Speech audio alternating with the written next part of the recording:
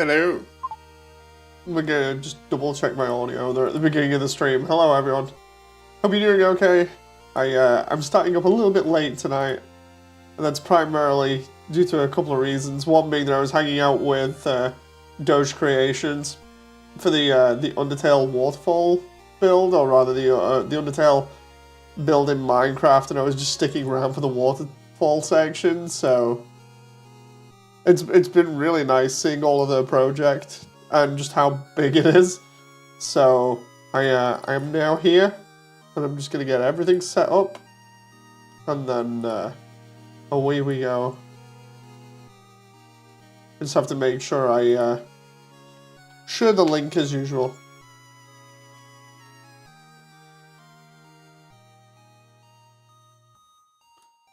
And of course we've got Undertale Yellow in the background. So away we go.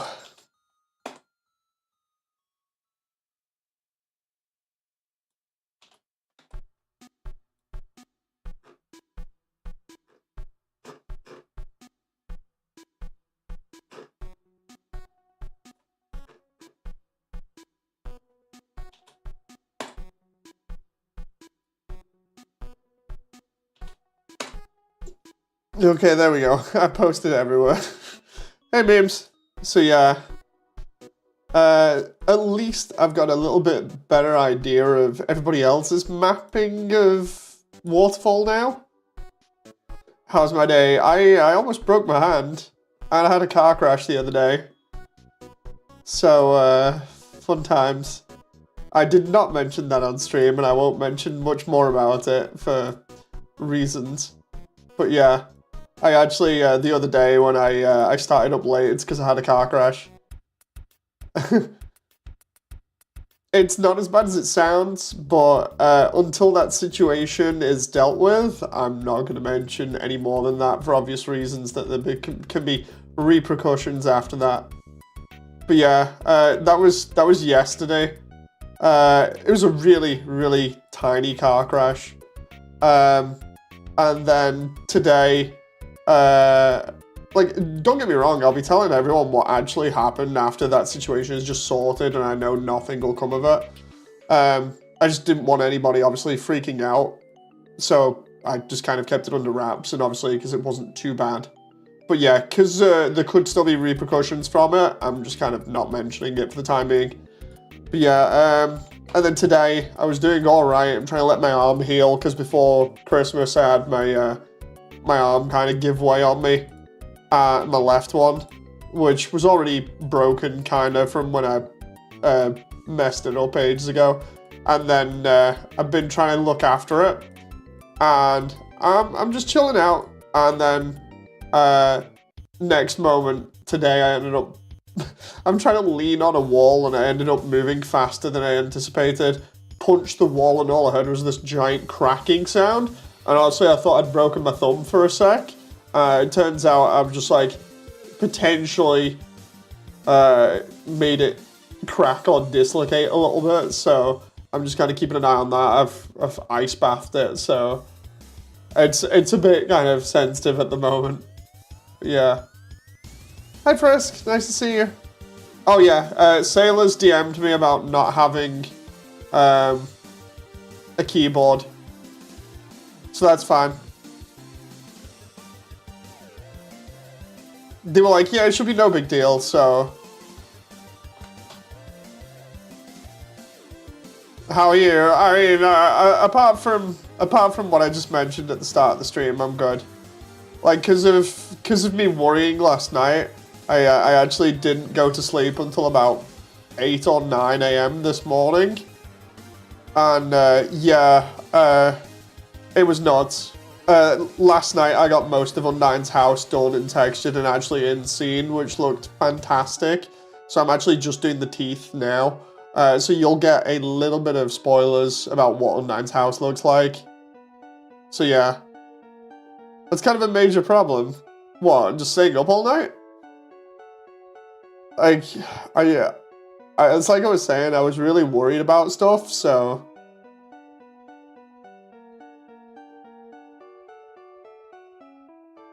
So I'm gonna do here as I'm just gonna do this texture stuff.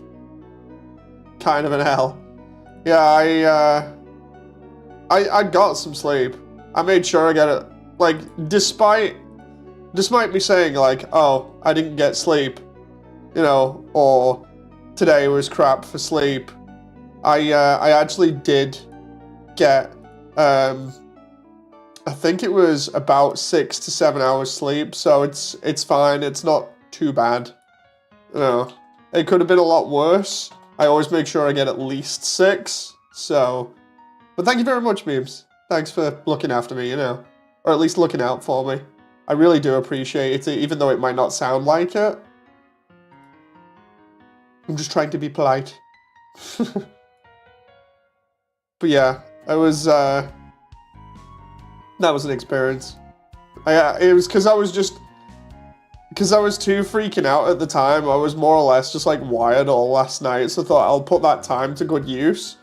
So I got a lot of work done for Undyne's house. It took a lot of time to texture it. And then again, just before the streams come on now, I've just been doing some other stuff, and then talking to the Undertale Minecraft guys about the project, and actually watching how they've mapped out Waterfall and what they'll do for the bridge section, which actually seems really cool. So yeah, I've got kind of an idea from what they've said about what to do with Waterfall in the later areas. So it's not too bad. So yeah, what I'm doing here behind the scenes that you won't see is texturing all the teeth on Undyne's house, because I want them to be realistic, because there's nothing on them at the moment. So I figure I just like do the texture painting to give them kind of a little sort of dark outline at the bottom to make them look like a little bit menacing when they close. And then what I can do is I can then turn around and be like, okay, so this is what I'm going to do next, and just do like a gradient on them so it looks really good.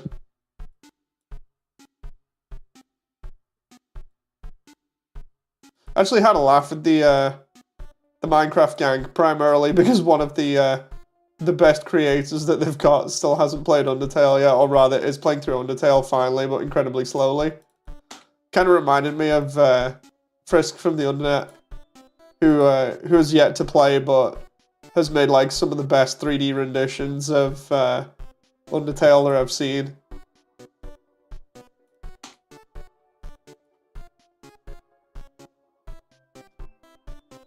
Oop. And then yeah, we talked about the duck section because of the duck being a pain, which is quite hilarious. For anyone who doesn't know what I'm on about, it's literally just referencing the fact that in Waterfall, once you get to the duck part, that's where everybody just falls apart when it comes to mapping in 3D. So yeah. Anyway, how have you been, Memes?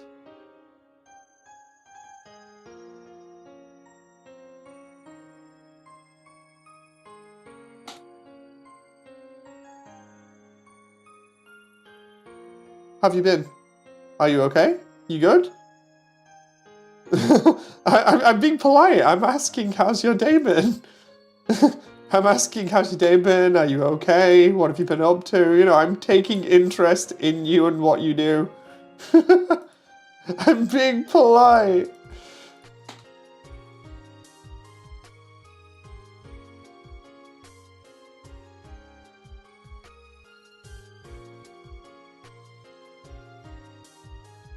I'm watching Voidly stack crap on his head. Is that in VR chat or somewhere else?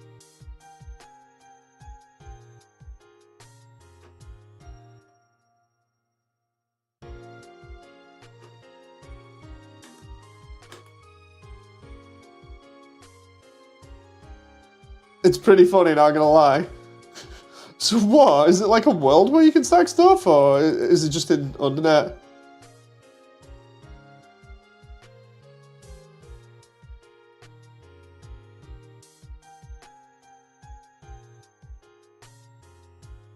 Undernet. Oh, so like the food and then everything else.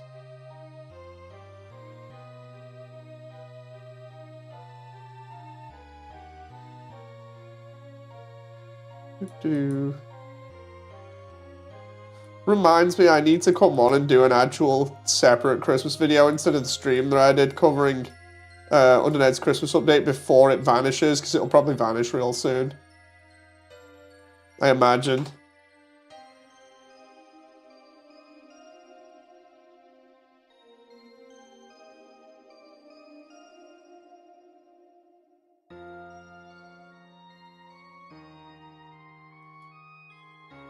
Okay, there we go. That's not too bad. Just gotta finish off the rest of this texture and then overlay it, and then you'll see what I'm up to here. And then I've got to hope to God I don't spoil anything for the map. It completely loads up Waterfall and just has me showing it all off. I'm like, oh no.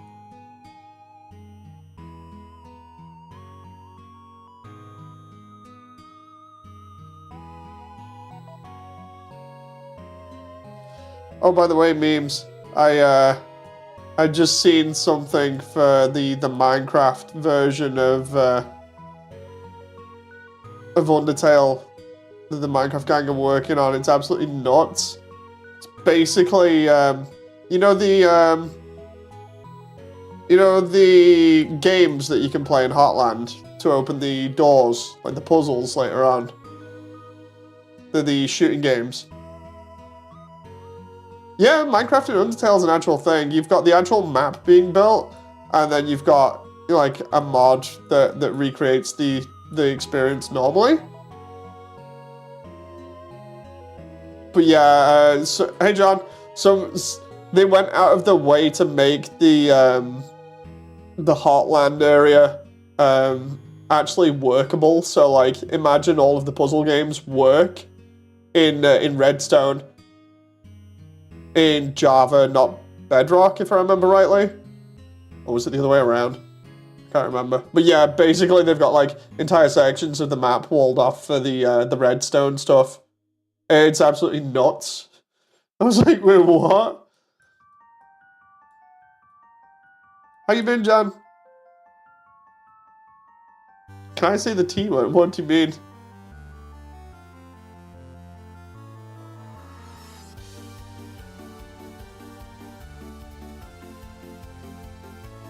Kind of worried now. Trailer. Oh no. No.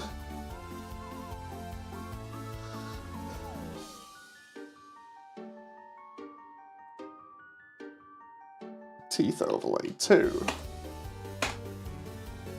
There we go. Now I should be able to overlay this texture in here and we should be good.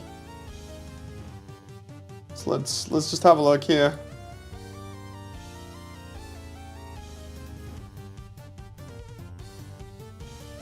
So these are supposed to be the row of teeth for like Undyne's house, right? And I was trying to make it look a little bit like a door or a little bit out of stone or something because I've already done that for like the rest of it. So I was like, okay, I'll do this thing and then we'll just have the teeth overlay like that. And then if I do the upper as well, there we go. I just need to figure out how much this was faded the last time. I think it was about 70%. Yeah, it was. So if I do that now, save. Oh. What's going on here? Windows be like, so anyway. Oh, it's sending me stupid crap to my email again. It's like, so anyway, we're just going to send you some random advertisement stuff to your email. It's like, oh, please no. Okay, there we go. So That works. I actually need a light in there to check for that, but that does work now. If I just do that. Now what I think I need to do is do a gradient here for both of them. Maybe I can do it with a color ramp, actually.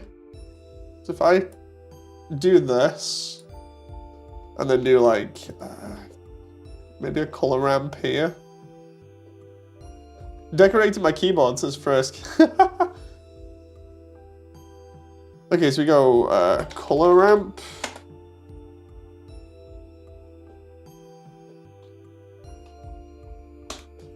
And then we go add.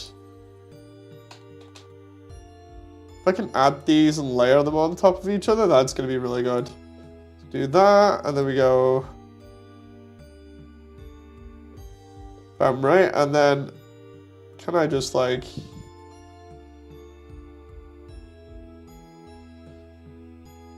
Oh, let's try. Is it going to be gradient texture the other way, or linear, and then I can do mapping and position here, and rotate that like maybe 90. There we go. And then I can control how strong this is.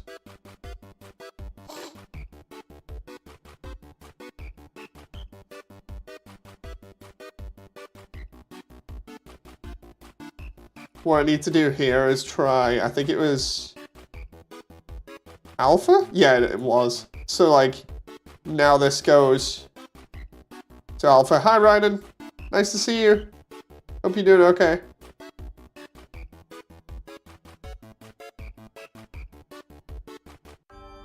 Okay, that's not working how I wanted it to. I'm gonna have to, I'm gonna just have to add it in the base color, I think, or the overlays. I just love the way I closed that for no reason though. So what I'll do is I'll do a gradient on top of this. And we'll just do it where it's applicable, so like around here.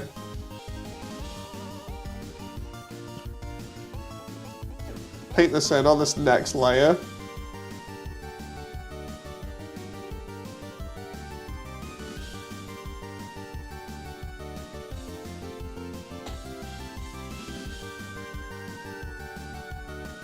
And then bring that up, and we'll have it do a gradient from there to, where are we at? You guys won't be able to see it for the moment until I'm done with it. If we do it that way and reverse it, then I can do it that way, and then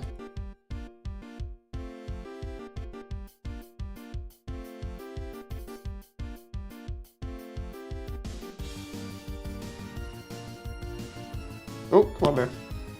Take that, and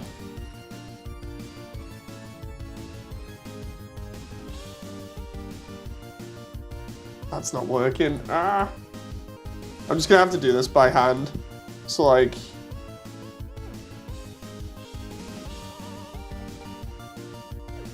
nah, screw it. What I'll do is I'll just leave it at what I've got at the moment, and then just, it looks cute. Bam. So there's the rest of Undyne's house for the moment. I just need to fix this up.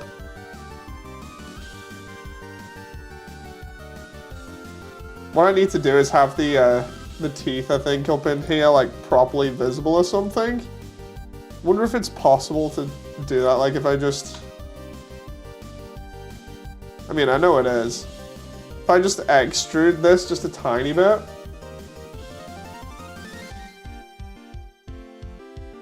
Oh, come on now. Time for the unnecessary details. So if I do this. Hey Angela, how you doing? Oh. That did not go how I anticipated.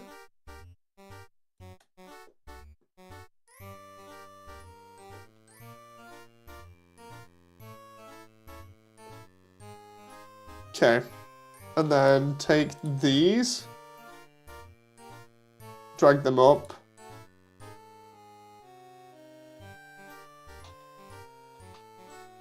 Slide. Oh, trying to slide that one, but it's being a pain.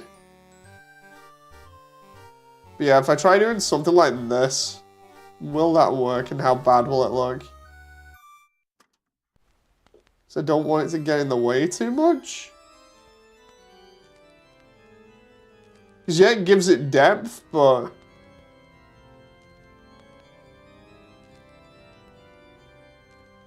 it doesn't look too bad.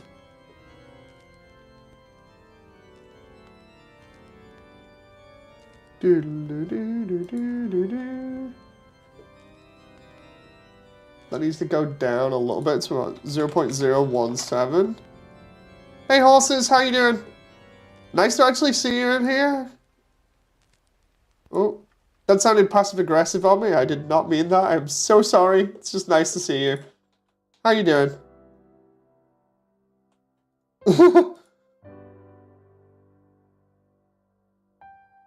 Oh. Good. So yeah, just 0.015. Just trying to get this looking right now, but question is, will it look good?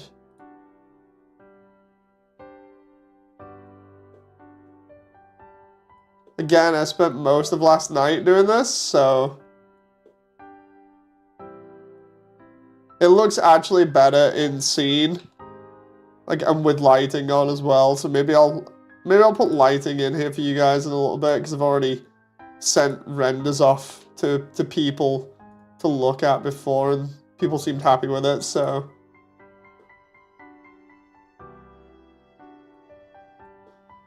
yeah, let's let Angelo voice cast it. It's not happening. Not happening. I've already said it. But yeah, what I'm trying to do here, I might only do it on the top teeth, is just define it a little bit more. Because I figure it needs it, like the artwork. But the problem is, one, I don't necessarily need to do it in 3D. Two, I could do it as like normal maps. But three, it's like, let's see how it looks. And then we'll go from there.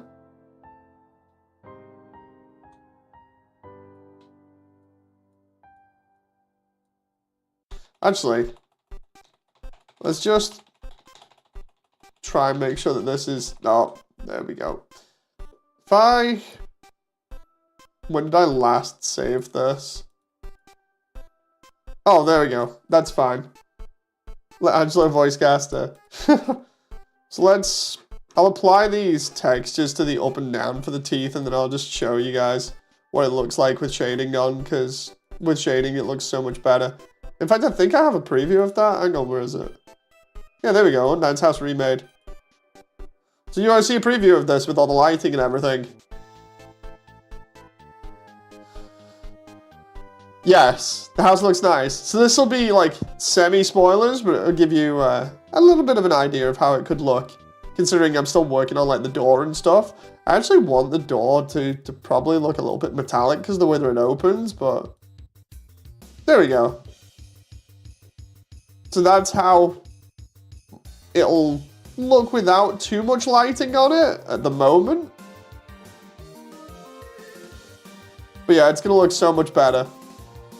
My index controller broke, so I'm waiting for Steam support to get back to me, says horses. Oh no! But yeah, it's looking pretty neat. I can go into some little details here, because the details are pretty cool. All the scales and everything. But yeah, what happened with Undine's was I decided to keep the color palette that the game has, but then I took inspiration from, I think it was like a fishing game or something that I'd seen on the Model Resource website, where I was like, okay, I'll give Undine's a bit more of a fishy look to it. So I ended up just trying to like add some color gradation to it with like white for the underbelly and then a dark color for the top, kind of like a barracuda or something. And then what ended up happening was after that, I did like another small pattern, which you can only just see here, which is in like purple, and smudged that in, which was supposed to give it a little bit of color. Excuse me. And then I just threw the entire texture sheet in Photoshop, and then for these areas, that's when I actually used like proper fish scale textures and other things. Same with like the fin here. And then we've got the sort of like the house roof thing going on with the eyebrows, because I thought that's pretty funny. I did the same with the spikes running down it. I give them the house roof look to it. And then I just give it the scales over the top. And then of course when you look at it like that, especially with like the scales and then the little button maps on it, looks pretty nice.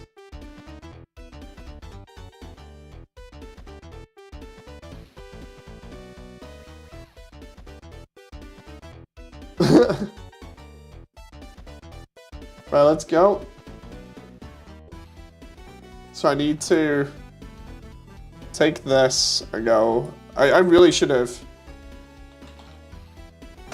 applied this beforehand, but it's like I've got to take the texture.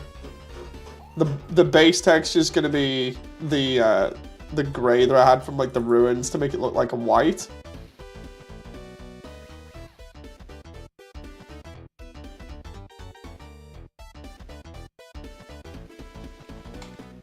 Oh. And then what we'll do is we'll do the same with the bottom.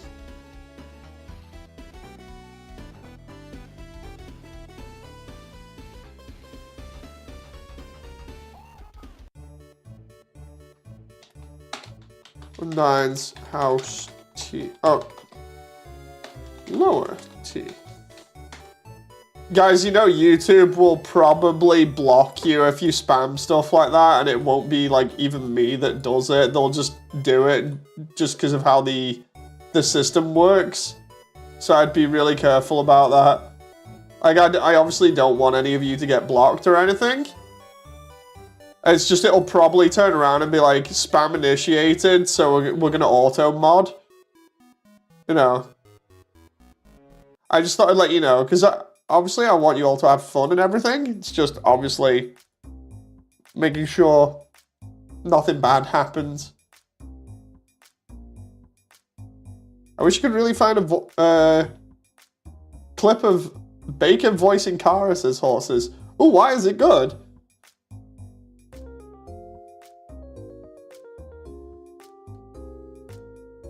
Won't ban me if I'm a mod, says Angelo. Not happening. I don't let anybody else other than me on this channel.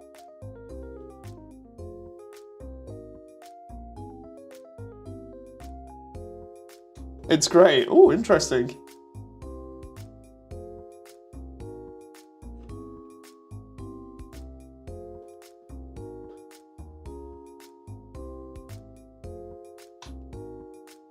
But there we go. Unwrap there, bring that to the side. I just need to unwrap these the same way I did before and then just place them in the same areas and we're good, more or less. It's not too bad. Ooh.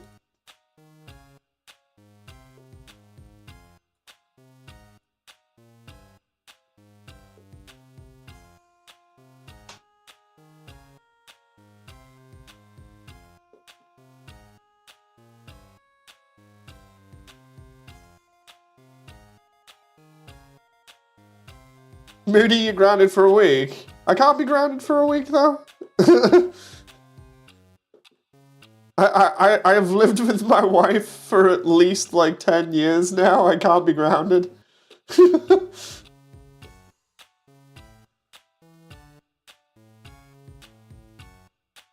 I'm ungroundable. If anything, I'm the one that hands out the grounding. Can't search my DMs for Bakers as horses. Moodiest frisk stats is Angelo.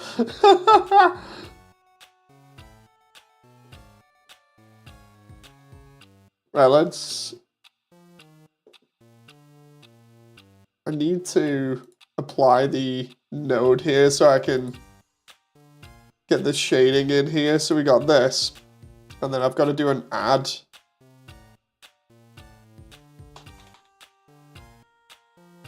Like that, right?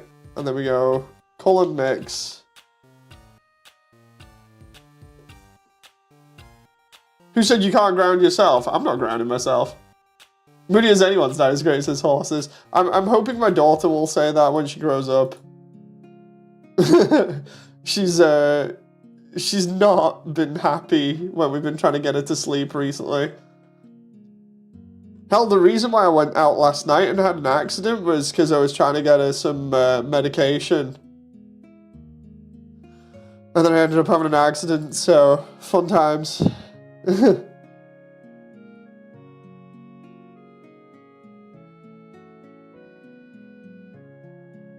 Teeth overlay. Yeah, I had an accident, John. I can't talk too much about it, but it's why the stream was late last night. I literally had a car accident. And I don't want to talk about it just in case there's ongoing stuff that still might occur. So yeah. It's like one of those things where, you know, where because people are the way that they are in terms of like car accidents and claiming, I don't want to say too much. So, you know, that can't be held against me or whatever.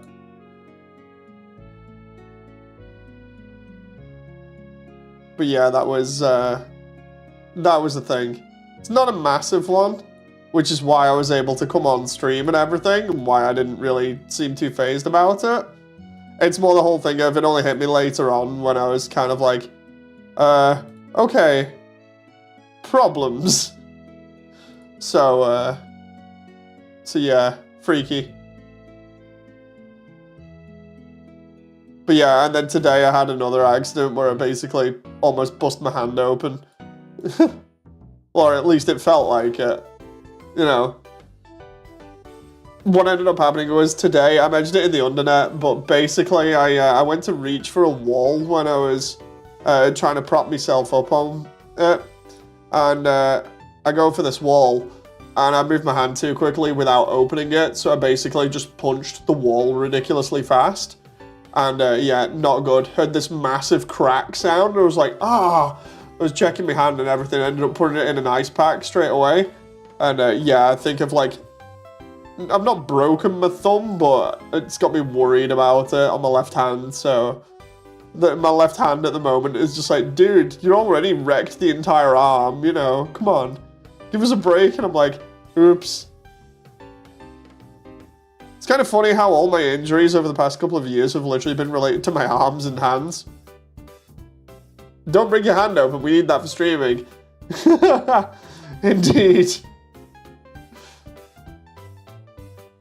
That's what I was thinking, because I was like, I want to get stuff done. You know, because obviously the deadline's coming up. So I was just like, I'll throw that, the ice pack on and away we go.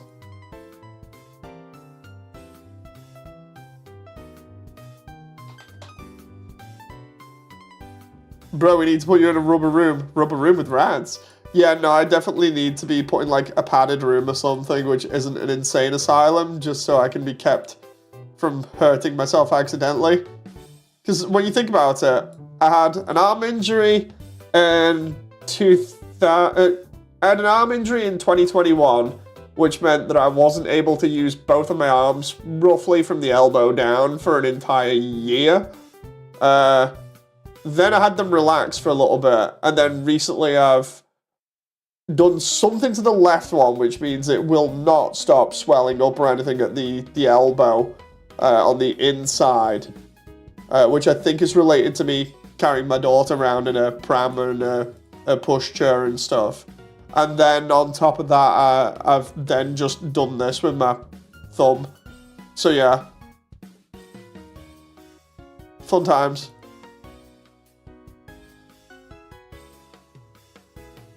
Can you feel my heart, Angela? Wait, what?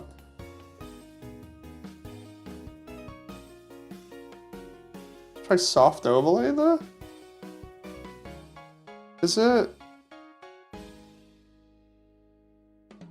Oh, it's the other way around? Take that out. That one over the other one. I'm trying to remember how I did this texture, and then I can... We just make sure Moody doesn't get injured this week going forwards. Can't believe the old man got injured. See, that's the thing. It's not as if I ever planned for this kind of thing. It just kind of happens. No. I don't even want to hurt myself. The really old man. I'm not that old.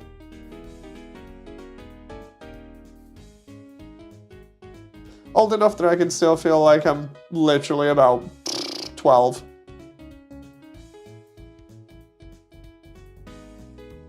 Let's see.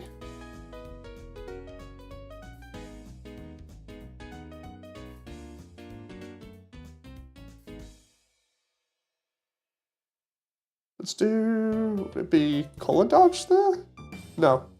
I'm trying to figure out how I had this set up before because I took it off and now I've got to put it back on again. Linear light, maybe? This is... Okay, so that's that. Oh, wait a minute. Is that referenced wrong here? That might explain it. Undine's house teeth, right? And then the overlay. That way? It's the lower set of teeth as well, so it'd be that one.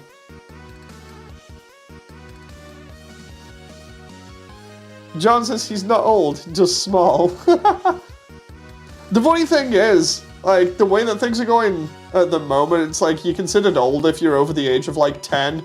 So if anyone in chat is over the age of 10, then I guess we're all dead. According to other people's standards. Which is why I find it funny.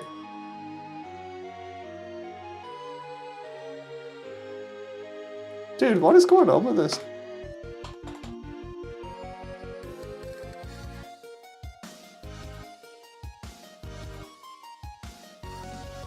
Nice teeth. Thank you very much, Damon. There we go.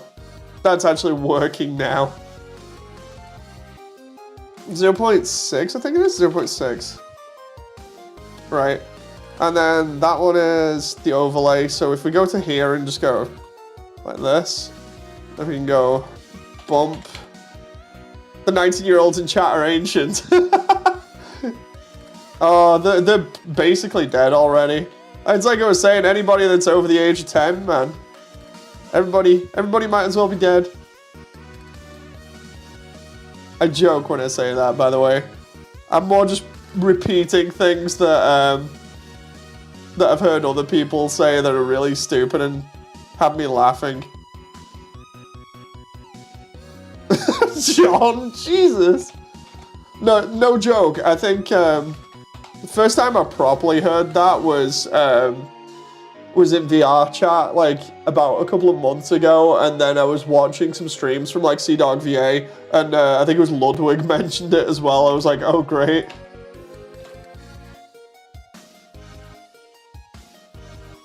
We were in a constant state of death, says Damon. True.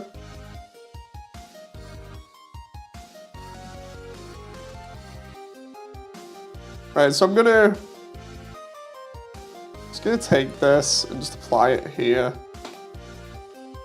And then we can change this one, I think it is, which... No, it's that one.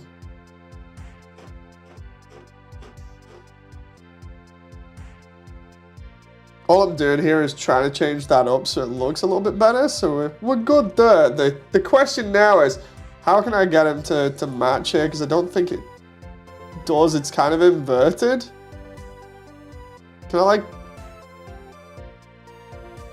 I mix that? No.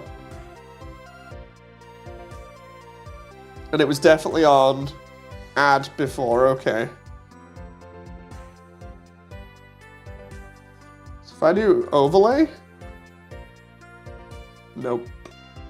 linear light? I don't know what I had this set as before, but that house is looking awesome. Thank you very much, Damon. You should see it actually in Waterfall. It looks so cool. Be more careful. Oh, trust me, I will. I got no joke when I was saying like it was that stupid. But of course, I can't say any more about it. But it was that stupid. I was just like, dude, what? Oh, there we go. Difference. That's what I wanted. I shouldn't be the one to tell you this. Oh no, trust me. I already know that. The thing is, it's like before then, I was basically being like, oh yeah, I'm always really safe and careful and everything. Lapse of judgment, or rather, just one little thing is what caused it to mess up. So yeah, I apart from that, I don't know what else to do other than just try and be as careful as possible again.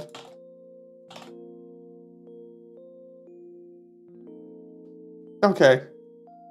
I don't know what else to do for this door here. Like, because I'm supposed to try and make it look like a door. But the only thing I can do is kind of... It's easy, Moody. It's called... Getting a skill issue. Is that where it is? It's a skill issue.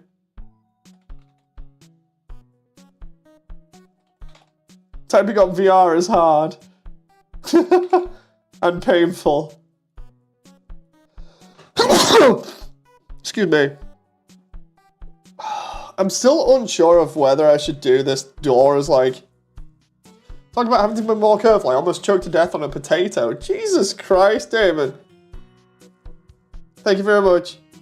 I should take my own advice. It's called getting good. He's supposed to be in the rubber room full of rats and... Says John. So for undowns, like, what else do you reckon we can do to the door here? Because I've tried blending it in more with the overall design, but, like, I don't know whether there's anything else I can do for that, because it looks kind of flat still.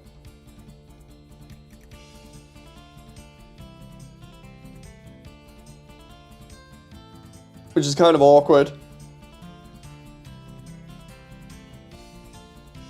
Dave is the Rat King. Oh no.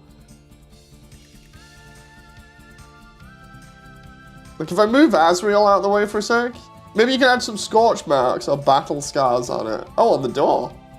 Maybe, like, the thing is, some of the artwork has individual teeth drawn on it for, like, fan stuff, and I'm like, do I do that, or do I just keep it like that and just do minor edits to it, you know? Because then we've got that opening like that and being like, rah, rah, rah, rah, rah. Welcome to the stream. We're doing ventriloquism now with the door. Since Undyne is known to teach papyrus cooking, oh yeah, potentially. Maybe try indenting grooves on it. Yeah, that's what I was thinking before. I've saved it where it is anyway, so I suppose I could try again. That's looking pretty good. It's either that or, instead of like just indenting grooves, is there any other way I can do this?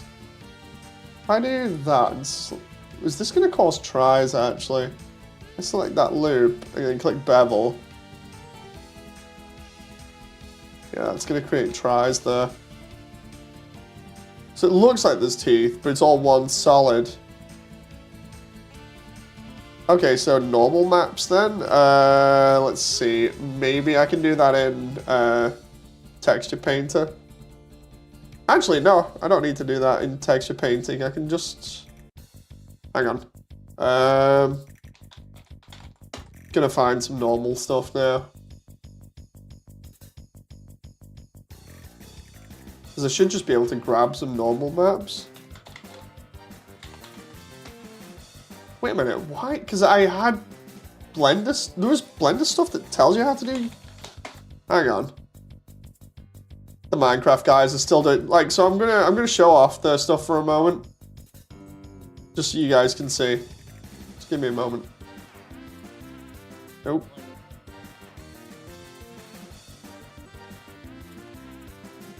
Because I was talking to him before stream anyway, so let's throw up their stuff, and then I shall credit them later on.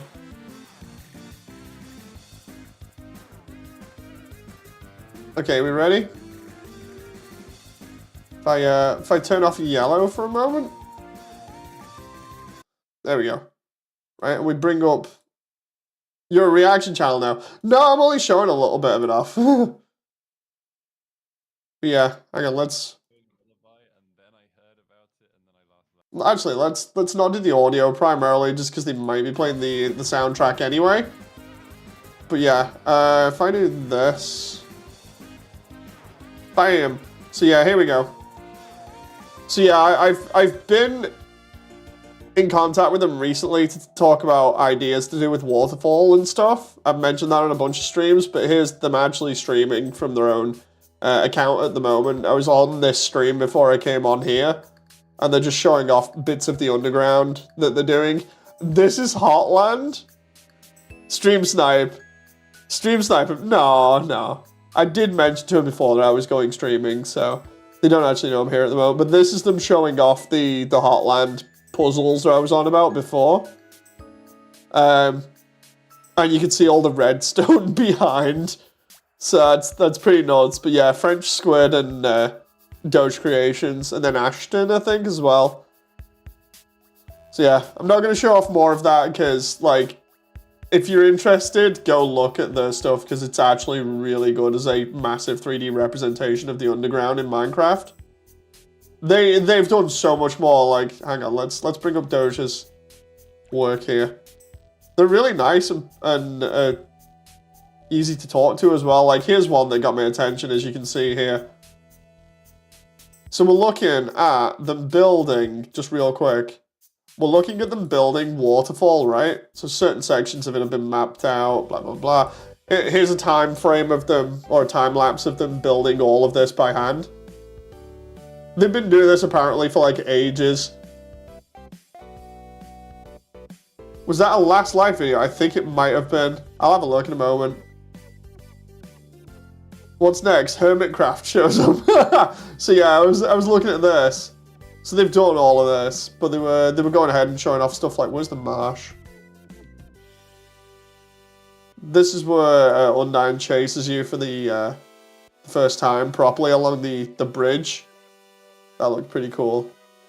I love how this looks in Minecraft. Like, this is a really good representation of the underground, but in Minecraft style.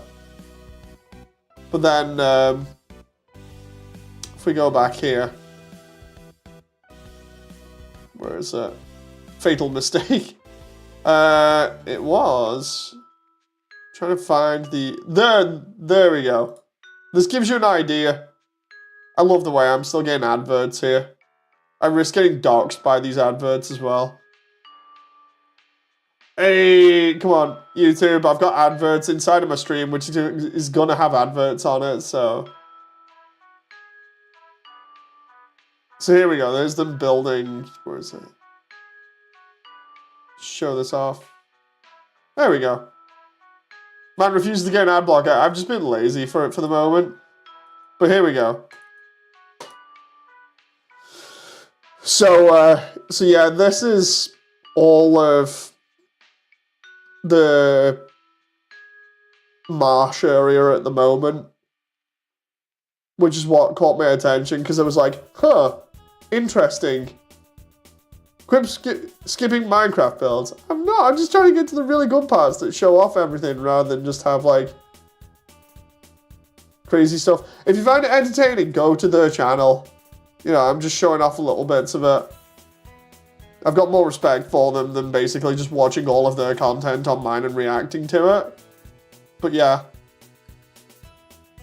Especially because it'd be good, you know. I should go and do that as memes. Like, by all means, I'm not shouting at people and being like, dude, you shouldn't be here. But at the same time, it's like, please go support other creators that are really good like that, you know. They deserve it. Let's see. Blender normal. No. I'm trying to figure out. There was one that I had. I think it still might be in the Discord here. Under Blender videos for normal maps. And then I can just do those. Because what I do is with the personal like Immersiontale Discord that I've got. I put a load of tutorials for like Blender in there on occasion. I think there's one for normals. If there isn't, I can just find one. There it is. Decal normals in Blender. I can do that.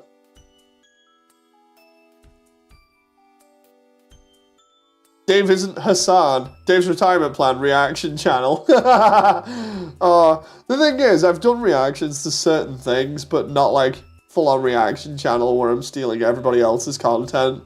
Like, my intention is not to actually steal people's content, but instead just like point people in the right direction. Be like, look at this. This is super awesome. I think you should go and tell these people that their stuff is super awesome and possibly enjoy it. You know.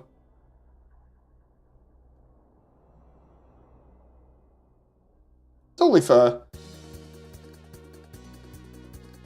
So let's see here. Camera setup, blah, blah, blah. I have to have it pointing directly down. Yeah, that's fine. And then...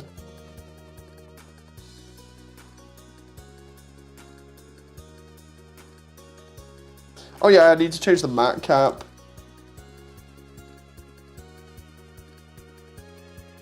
Okay, so if I hide the rest of the house for the moment, and then I just go hide the lower, keep the upper, change the mat cap to normals.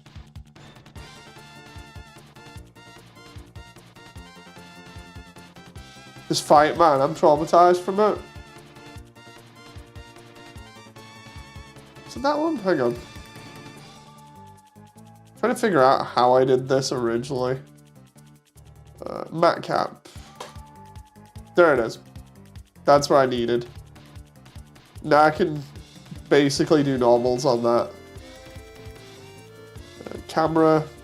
Grab a camera and have that facing over here.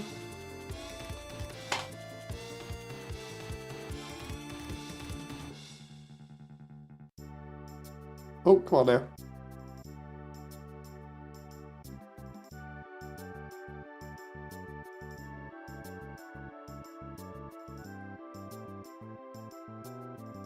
Looks funny like this until I explain what I'm doing. I'm basically faking it. Wait, what? I gotta get some food. Oh, make sure my food isn't getting cold. Okay, fair enough, fair enough. You're not pulling some people's video and then telling people you're off to take a dump and then complaining about being called out for it. Yeah.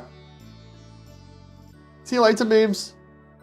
Which is why I like you. You have standards, says Damon. Thank you very much. No, it's like I don't think it's fair.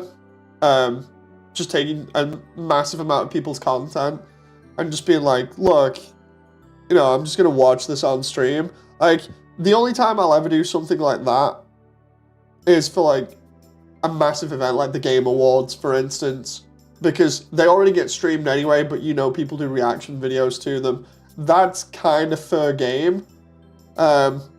Whereas reacting to smaller channel stuff, I like promoting those channels more and just being like, look, go here, these people are cool.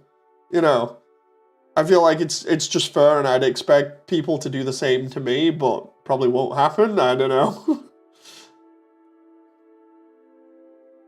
So here we go. We got the normals here, and then I just need to do the shading. Geometry setup. Does that actually work now if I do that? If I put, like, say for instance, a cube in here.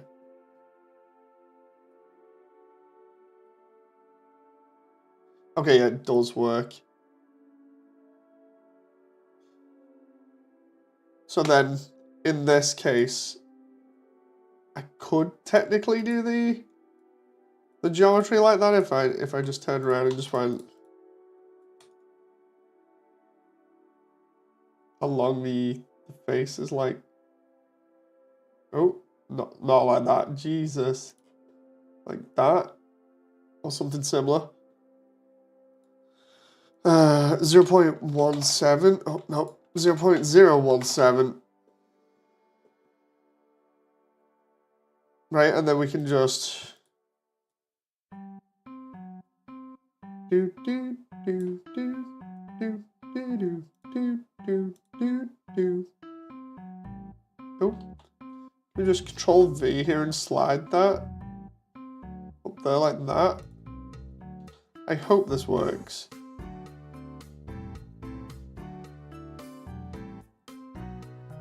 The idea being this will kind of fake that geometry look that I was going for, hopefully. 0.017.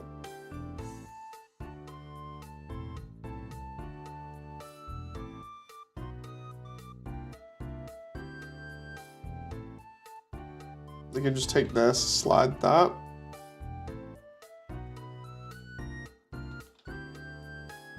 Like that.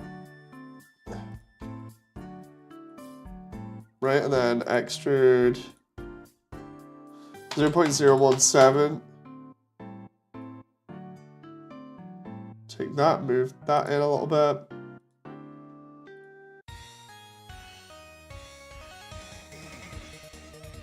Oh, come on now.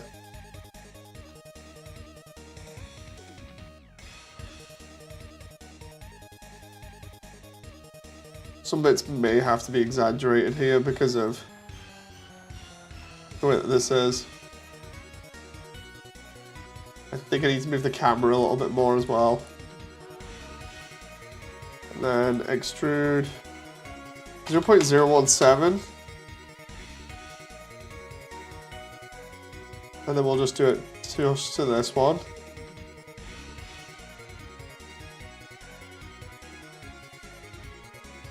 And then here we'll just take these back up here.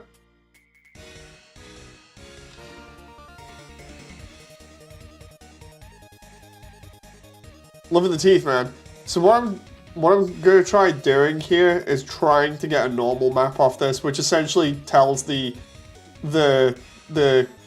computer, like, look, this ain't 3D, but we're gonna make it look 3D. Now, I might be able to be super messy and get them like that, but I'm just gonna keep watching this tutorial for a second that I've got just to make sure. Otherwise, I can just throw that in Blender and it should just work.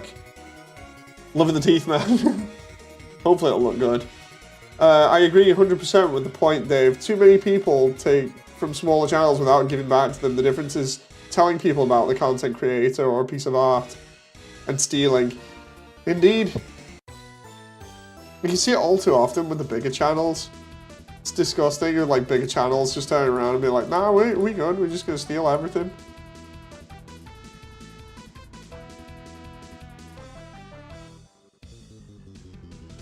But let's...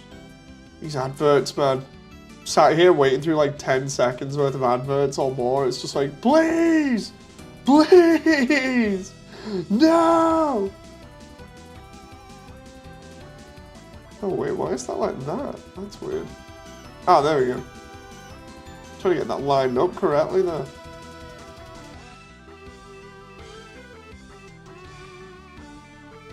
Now the question is, if I rotate all of that to like down, will that be bad or not? I don't know why it's like that, it's weird.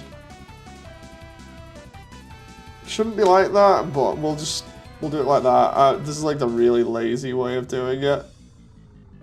I'm not even going to render it properly. I'm half tempted to just do it the scummy way and see what happens here. Or if I need to, I can just do it like tomorrow or whatever. Literally just going to screenshot this thing out of like take it into Photoshop, clean it up and use it that way and see whether it works. This honestly is like the most laziest way you could ever do this. But hey man, if it works, it works. You know.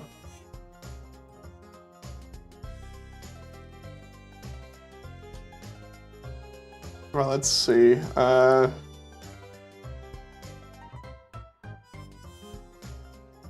What's the model of today? Undine's house's teeth. I don't know why I was going to say Alphys then for a moment. Duh. What?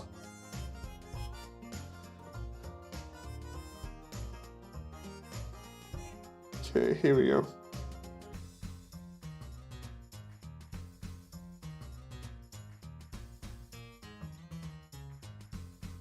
Right, if I can do that, and just have that go across twice.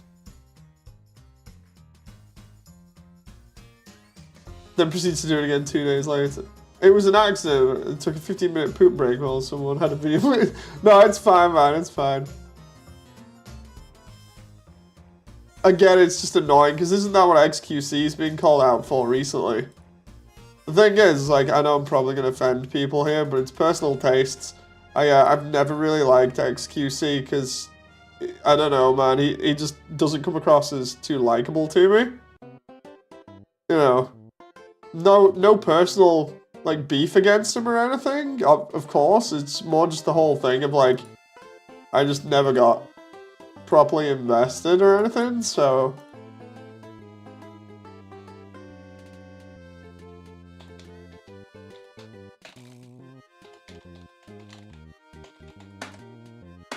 Let's see if this works.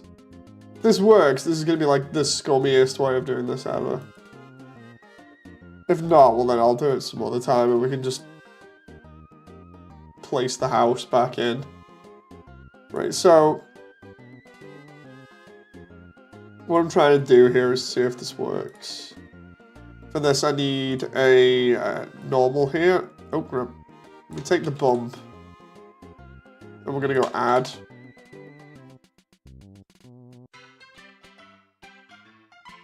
The idea is we're going to be adding the two geometry, well, the two bits of normal map information together to get the new one.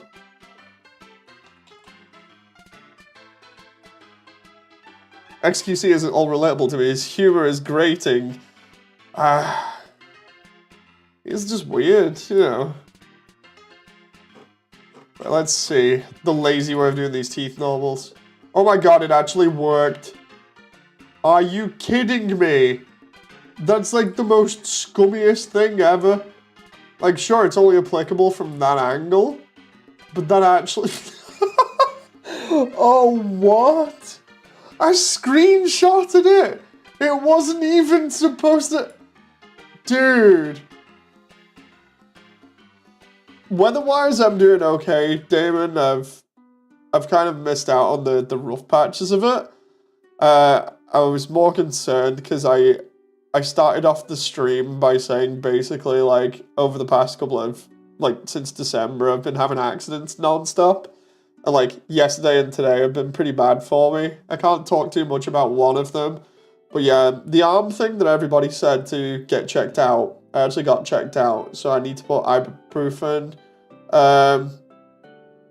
you know, on my arm to get it to stop swelling, so hopefully that's not too bad. But I think I might be recovering from that now. I just gotta take that. So it's like a gel that I put on. But yeah, the other day I was in, and it sounds worse than it actually is, I was in a very minor car accident, but the only reason why I'm not going to say anything more about that is primarily because I don't know where it's gonna go from here on. The guy basically turned around and was like, so yeah, I don't want my insurance to go up, so I'm not going to claim because I don't think I can see anything, and I checked my car and there's no damage to it.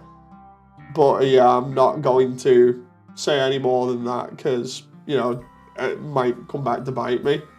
But yeah, first accident as well, so obviously yesterday that shook me up a bit, and because it's kind of like you're trusting that the other person will actually do what they say. Because I'm not really trusting of strangers, obviously. It has me kind of like, oh god, you know, because essentially anything could happen. So of course I was up all night worrying because I was just thinking of like the worst possible scenarios. And of course, because I was worrying, I did not sleep at all. Like, I was just super jacked last night, or wired. You know, I was just tweaking like mad. So, essentially, I was running on pure adrenaline the entire night, because I was like, okay, first accident, crazy, but not bad. Like, it could have been way worse. I'm lucky. And then it's just like, but I have to trust a stranger. You know, and that's the bit that got me. And then today, obviously with my arm being a bit bust from carrying the baby around and everything, and then having to use medication on it, it's not really healed up properly, so I've mentioned it before, but it's gone a little bit weaker, which I'm not happy about. But then I'm like, it's okay. I said to Jen, we do the bottles for the baby by disinfecting them or sterilizing them in like the microwave and stuff, and then we prepare the food. And I said to Jen, I'll just go get the stuff from upstairs, because at the moment, the way that the house is, everything's a mess because of us having lots of repairs done one after another. So the microwave's actually upstairs in the bedroom, and I'm like, okay, I'll go grab the stuff from upstairs. I went to lean on the wall, and you know, whenever you're going to lean on a wall, you put your hand towards it, and then obviously the entire hand splays out so you can rest on it. Well, I think I moved way too quickly and didn't realize, because I just punched the wall thumb first, and I heard this massive crack sound, and I'm like, oh god. Jen's like, what's wrong? I was like, I think I've broken my thumb here, because it hurt like mad, because I got it just on the corner of the wall as well. So immediate ice pack with Jen's assistance, and then I've just been kind of like hoping that goes okay. So my left hand and left side have been taking massive amounts of damage. For like no reason. So at the moment, I'm kind of just like sat here going, I hope nothing else happens. I hope nothing else happens. Dear God, nothing else happen, please. You know. So yeah, fun stuff. I'm not having too much luck. That all sounds pretty wild. Yeah, it basically is.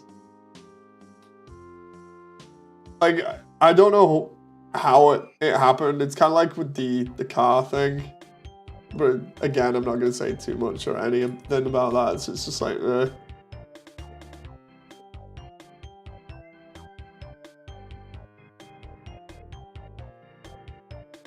yeah, this is why everybody's been joking about me today, saying, dude, you need to get in like a rubber room or a padded room, and I'm just sat here like, it's not as if I go out to hurt myself or anything, it's just bad luck at the moment.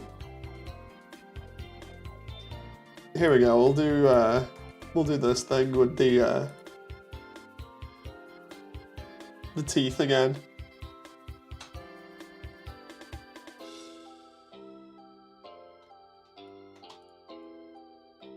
So if I do it this way,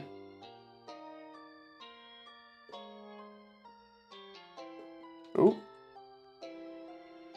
do it this way, 0.17, it should be 0.017, and then we'll almost have the teeth done.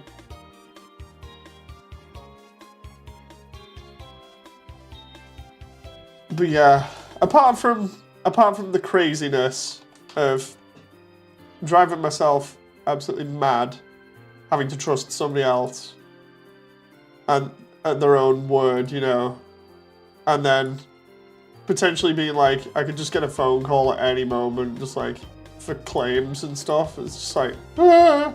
And then damaging my hand as well. It's made me just like, so I'm just kind of sat indoors now. Just, I want to return to my hermit life. I like my hermit life where I literally like don't do much, and I just enjoy myself and not like come into contact with too many people. Just let me sit at home. I just want to sit at home, do my 3D stuff, do my streams, not break my arms.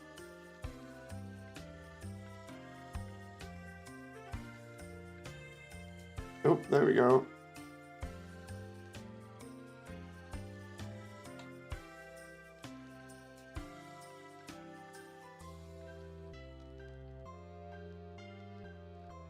Okay, let's do that. Then we gotta pull that to there and then just...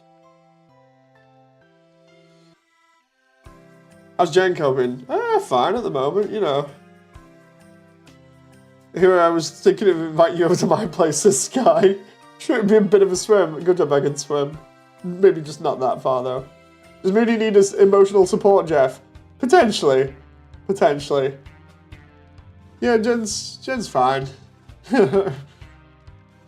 Obviously just focused on the baby, so I think she might be playing Apex though now. I guess I should go see. Because while the baby sleeps is when she gets to play video games. So I think she's doing the event on Apex to get the Final Fantasy gear from that because it looks awesome. And we get Nessie, like Tombury Nessie, I think it is. 1-7. Do that for a moment.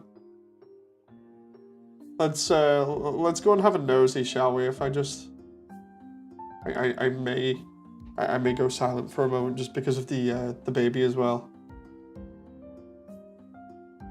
Right, so let's. It says BRB, but it's not really. Just.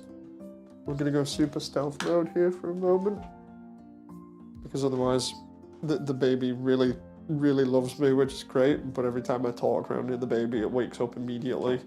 I might also get myself a drink. Uh-oh. Stealth mode engaged.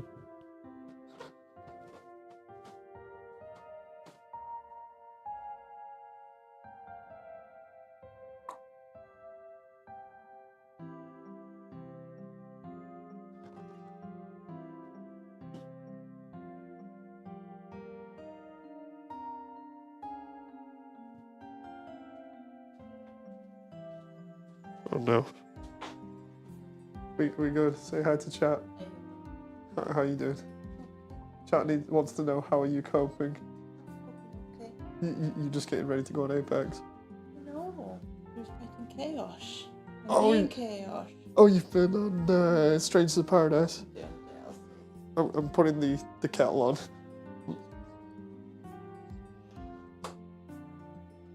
Do you want me to put some in for you? Okay. By the way, my thumb still hurts from before where I smacked it. For a while. I don't like it hurting. I didn't even mean to punch the wall.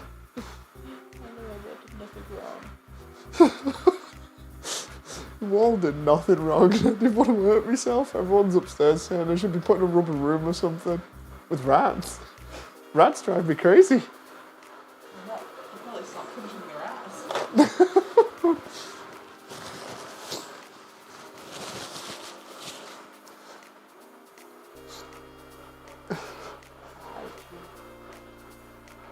Oh, fun times. I'll get myself tea. I don't know why that took like massive amounts of brain power. I feel like I'm losing my brain power and just like gaining slight muscle power instead. It's the amount of different teas we've got. Oh yeah, the Ramona Flowers dedicated tea bit. That's not even the right one. So we have standard tea. Are you literally doing Ramona's bit? Our standard tea. So what have we got, Jen? Peppermint tea, berry tea, green tea and lemon. Then you've got Yorkshire tea biscuit. That tastes like biscuits and tea. Yorkshire tea toast and jam. It tastes like toast and jam. Actually, no. Yorkshire tea sleepy time or bedtime, which is vanilla and honey. Then we've got the chai tea, and there's the vanilla chai tea. And the reason I say chai tea is because we also have chai latte, so I'm not going to make it different. Would you say we're doing the stereotypical British thing of raiding everybody else for their tea supplies? I think I'll have the biscuit tea, please. It's next to Badges Guacamole Game of Heart 9000. One of these is not like the other. That reminds me, if I need to really work like mad, I'll just have some of that next time. I was supporting my boy. Here's where I go back and check chat, and chat's like, you what? We have all the tea. We have all the tea and none of the colonialism. Topical joke. I was going to say, don't drink all the bedtime or sleepy time tea. I want some of it at least when I actually want to sleep.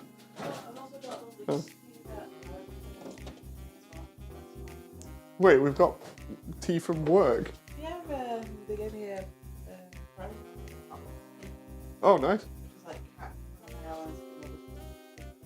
Oh, have we got a spoon for this? I can put the sugar in it. Seriously, this hand, man. I'm gonna need to take some painkillers for it. It's only just kicking in now. I think I've had adrenaline rushing through me for about 6 hours. It's like bang, it's only just started properly, like doing the dull hurt, you know, after, like you get the initial shock and then, and now it's just like, no, it's kicking back in. Thank you very much, darling. I'm gonna take some biscuits, up with the biscuit tea. No, that's not me showing off. No, it isn't. No, you can't shout at me for having biscuits. John gave us the biscuits. You didn't know you can't have any biscuits with milk in because of the protein thing in milk? Oh my god, I'm almost out of those German biscuits. What the hell? Lambert Z. Iced spice cookies. I'm gonna have to find out where these are. Like, where they are. They're made in Germany. I'm gonna have to find out where the heck I can get these from and then get more of them because they're so addictive. Like, if it wasn't for the fact that we have limited supply at the moment, I would have ate an entire 200-gram bag of those in no time. I'll do that at some point. I'll Google it at some point. I'll take 2 of those, 1 of those. I can make a note of myself, so when I can start having milk again, I go, have a pack of them to myself, a giant tray of Roches to myself. Well, the Roches, admittedly, I did get for myself, like, quite literally. I was like, I've not had any Ferrero Rochers this time at Christmas. I normally have Roches. I need the Roches. And then bought a box of, 100 of them for a tenner from Costco. Is it 100 of them? I'm not using it. We've not actually looked.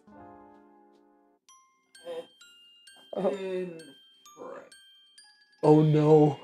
48 pieces. There we go. I love the way you looked at it at the back and went, it's in French. It was going to be like the language of the cursed people. The back, the blurb thing, and I'm like, I just have the answer here and then just in the corner at the side. Here's where I go upstairs and find somebody in chat's French and they'll just be like calling me out. I'll be like, oh no, we've started World War III. Yeah. Anyway, I'm going to get going. I'll be down later on to check up on you. Yeah. Check on the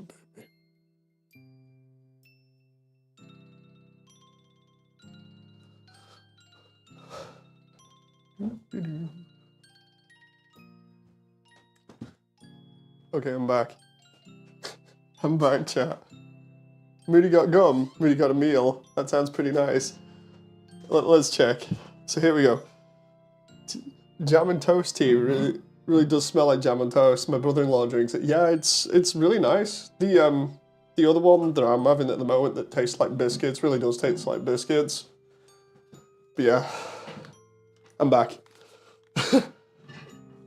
Yeah, the reason why I keep saying it's the Ramona Flowers reference is because on Scott Pilgrim in the movie, they have Ramona do a spiel about what her tea is when Scott goes round hers. And it almost feels like that, you know?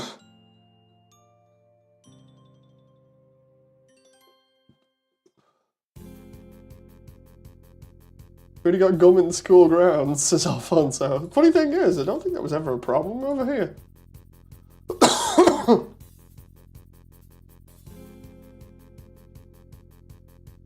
Worst one is when you get gum in your hair.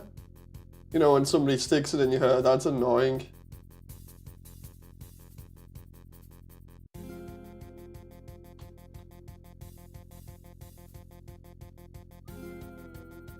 Okay, here we go.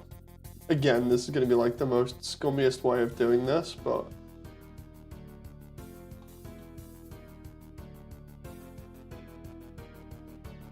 Do you need emotional support, Jeff?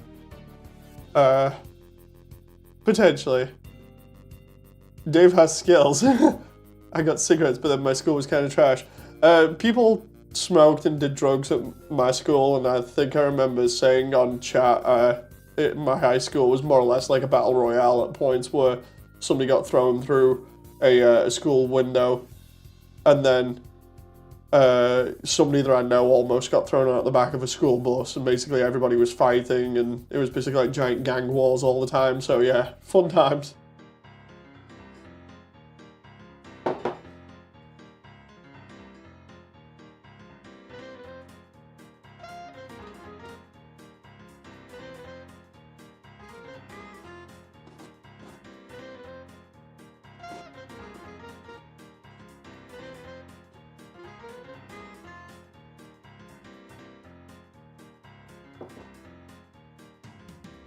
Very normal. Not really, Alfonso. Was it a public school? Yes, it was. I'm not posh enough to go to private school. But yeah, it was a public one. It's like I've mentioned it before on stream, but the whole deal with the getting thrown out the back of a school bus, I wasn't even joking about that. Like, one of the guys that I used to know, who now has a wife and a kid, I used to pal around with him loads. Almost like best buds of sorts. And what ended up happening was, one day he goes on the bus back home, and everybody just used to start fights on buses for like no reason. And he gets in this fight on this bus, and somebody opens the back door of the bus as it's on the motorway, and literally they're like trying to throw him out the back door. They threw out the fire extinguisher when they were trying to hit him with it, which exploded on the road. And then what ended up happening was they ended up having to pull over to get him back in the bus, and everybody ended up getting shouted at, and then the entire school got a huge lecture on etiquette of being on the bus. And then it was another time shortly after that where he actually ended up in another fight and ended up having a slight incident with a metal pole, which caused him to lose his left testicle, I think it was. To which he then claimed compensation after 6 to 8 months of not being able to come to school, and ended up getting, I think, 20 grand for it. So yeah. Does he win? I honestly don't know if he won any of those fights. But yeah, it was nuts.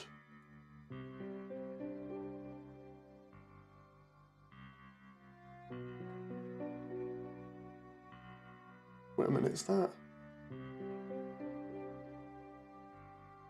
I need the mat cap here for that to be Studio mat cap, that one. 20 grand per ball. No, it was just one. He only lost one because he got a boat with it. He went full on stoner after that and ended up buying like a load of stuff. Like for instance, this is when CD players were still in as a thing, and he'd go out, and if he had forgotten his CD player, he'd go and buy a brand new CD player and some headphones. There was a load of stuff that he bought just on a whim. Whereas I was telling him, like, he should have just saved it all and put it in the bank, and then he would have had 20 grand sitting in the bank. But yeah, there's stuff like that.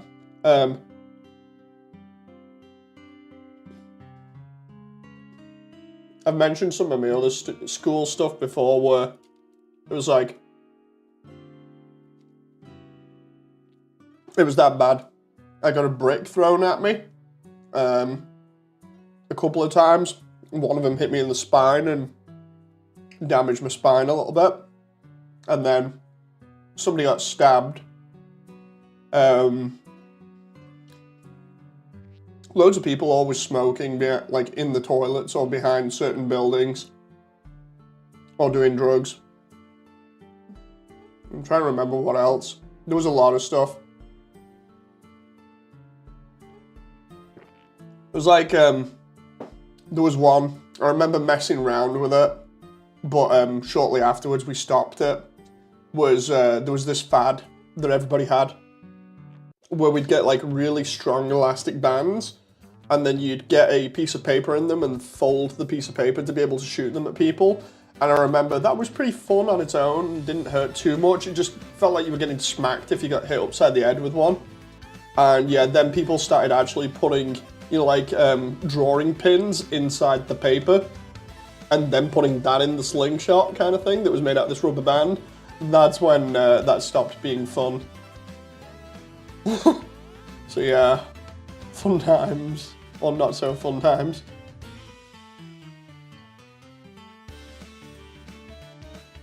So yeah, lots of crazy and lethal stuff at my high school. The typical northerner. No. Damon says, protect ourselves from other people, massive drug issues, a small prostitution ring was happening where the school... Yeah, sounds about right.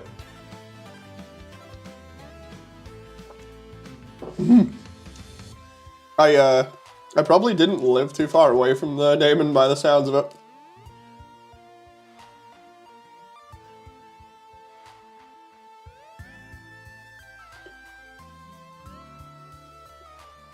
I'm trying to remember what else happened. Moody Fish. Just me when I say I'm almost done here.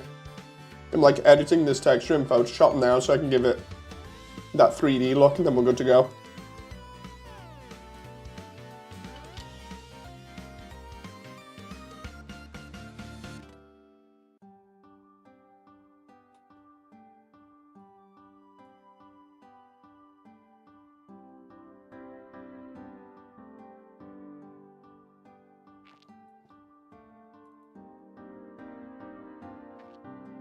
Well, that's that one. It's overlay 2 for that one. John says, I just got bullied and made to be an outcast. See, that happened as well. Like, it wasn't all fun and games. It's not as if anything that I say was any fun or anything. But, but yeah.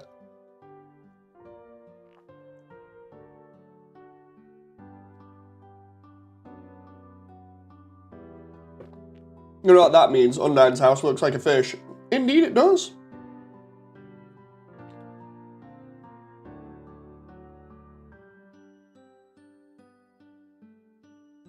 Like, I remember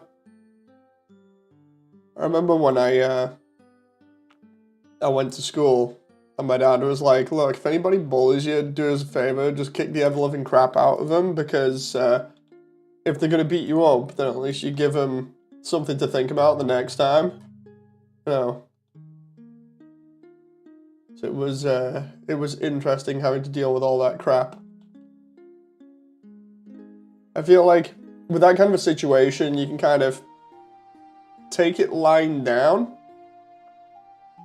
and just have to deal with it, how it happens, and yeah, that's not nice. It's not nice at all.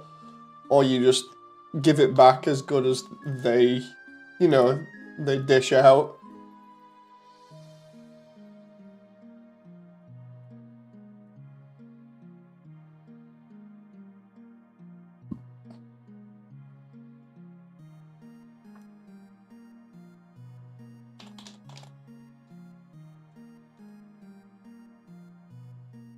School is pretty crazy. Apparently it's gotten better, but I'm not at school, so I wouldn't know, says Damon. Yeah, it's like, I'd hope it would have gotten better, you know, considering the situation. You know. Let's go back here. Because we deliberately did that to extrude the geometry in hopes that we could then just do this. We come here, right? And we take the upper normals there that we've done, and we copy that into the other section here, and then we just go bam.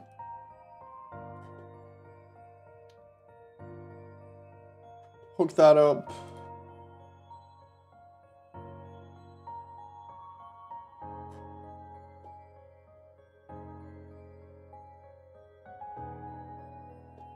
And then we just change texture upper for texture lower. Hey, and then there we go. There's the door. Dude, I'm happy with that now. That was like the most disgusting way of solving that issue, but it works. Hey, Sammy. How you doing? From the videos I've seen, school's a lot worse, says John. I suppose it depends on where you are, maybe? Videos on the internet are kind of misleading a lot of the time. It's bad stuff without any nuance. Potentially. Bully happened and outing people still happen. It's just the school was kind of a hellhole because teachers wouldn't discipline kids. Yeah. That's the worst part, is where teachers don't discipline the kids. Or they tell the victims just to ignore it. Because just ignoring it doesn't work.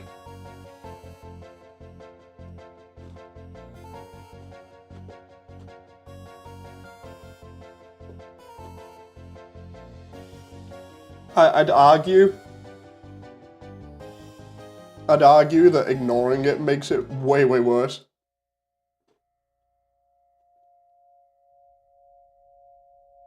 There we go.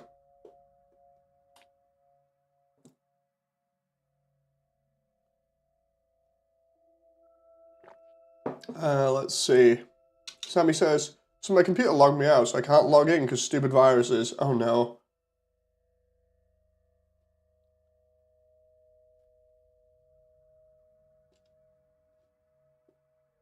And just as I got Undyne's house done, Sammy, look.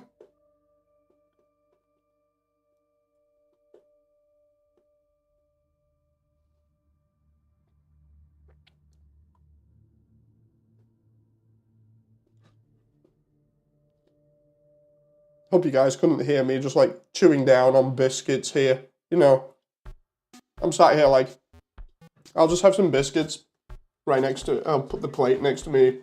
Ultramarine Victrix guard that Sean got me for Christmas for the time being. Or Victrix guard, sorry. But yeah, it looks so good. I love what you did with the eyelids. So yeah, basically the eyelids are meant to be, you know, like the roof. Like when you see like thatched roofs or something, or roofs with like tiles on them. I thought, yeah, it looks kind of like it, makes sense, so just go with it, you know. Plus it made it really easy to texture. The fins are actually slightly see-through and react differently to light. Everything on its surface reacts differently to light. I love the gradient on the fins. What I did was I tried to mix the colors that were actually from the sprite work with realistic textures, which is why they actually look the way that they do, because there are actually photos of like fish fins in there. And then for this, I ended up, I mentioned it before, but I looked at stuff from like other video games like Fish, and I noticed like there was a couple of barracudas and something else that looked really cool. So I was like, I'll use this new paint program that they have for Blender, which is free apparently, that you can download as like a plugin, and it just helps you paint, because painting in Blender is terrible, but you can now do it on layers, so it ends up being kind of like Photoshop. So I was like, I'll take a crack at it, and I ended up doing it kind of like a barracuda, so you can see like the white underbelly there. And then we've got the middle tone, which is all using the same tones that you find in Undertale on Undyne's house, other than the white. And then I used the darker one for the top, kind of like a barracuda, and then I put this like purple design on it to make it look cool at the back. And then I put it through, I think the paint effect filter in Photoshop, because the one that I was looking at looked like it was painted by hand almost, you know, like brush strokes. It's probably just the way that the artist's done it, but the brush strokes look properly painted on. So I was like, yeah, I'll just do that. So I threw that together, and then I was like, I'll use the normal maps here to make the scales pop a little bit more. And then what we have, I'll throw this actually in a moment again, but like the one that we've got with the lighting here kind of gives you an idea of what it looks like. David. So yeah, then we've got, this was like a preview that I did, and it kind of looks like this in the marsh at the moment. What I did was, for a laugh, I just stuck Undyne's house right in the center of the marsh because it has a lot of different colors hitting it from locations. And I was like, I'll have a look at it and see what it looks like. And it looks so good with all those different colors. So I'm just like, yeah, I'll just do a similar thing with Undyne's cave. So what I'm going to do later on is make the cave that this sits in, put like a waterfall in the background, give it some water effects, have the water effects bounce off the unwrap and everything. This one obviously is the older version because it's not got the teeth done here, but I only do this so we can show the lighting off, but it looks really cool. And then later on when we come out of Undyne's house and it's on fire, that's when I'll change the eyes up and darken the texture color and everything so it looks like it's been burned, but yeah, it's really cool how you can see the individual like fish scales on it now that all go down the outside of the house there. I've not really given them a single set direction. I've just kind of overlaid them and just gone, yeah, have fun with that. So still looks cool. Still looks pretty much how people expect. And then I can just put like vegetation in the front garden and stuff. I found a house. My intrusive thoughts are winning, says Alfonso. If your intrusive thoughts win, then you end up becoming like my other half. And by that I mean the other personality that I have. Hey, Revenge. I'm good. So yeah, what I'm going to do here is I'm going to take this one. I'm just going to get rid of everything in Photoshop for the moment. And then we'll just move that one into the... You'll become like Jen. No. When I was on about the whole bullying before in schools, kind of related to that. But yeah. Let's just say splitting yourself in half when you're being driven crazy isn't exactly the best way to approach things, and definitely ends up with you having trouble years down the line that you never expected. Okay, so let's delete Undyne's house here for a moment. And there we go. Clean up recursive files. There's an interesting thing that I talked about the other day in regards to optimizing stuff that I'll mention in here as well, because it's actually really good. Where's it on there? There we go. Collection, Undyne's house. Where's Undyne's house gone? There we go. I love the way Undyne's house is like now like the size of the map until we scale it down. But yeah, now I'll be working on this area of the hub, and I've got to remember just not to go doing everything around here because it'll all be in one map. I've only got to go up to like here.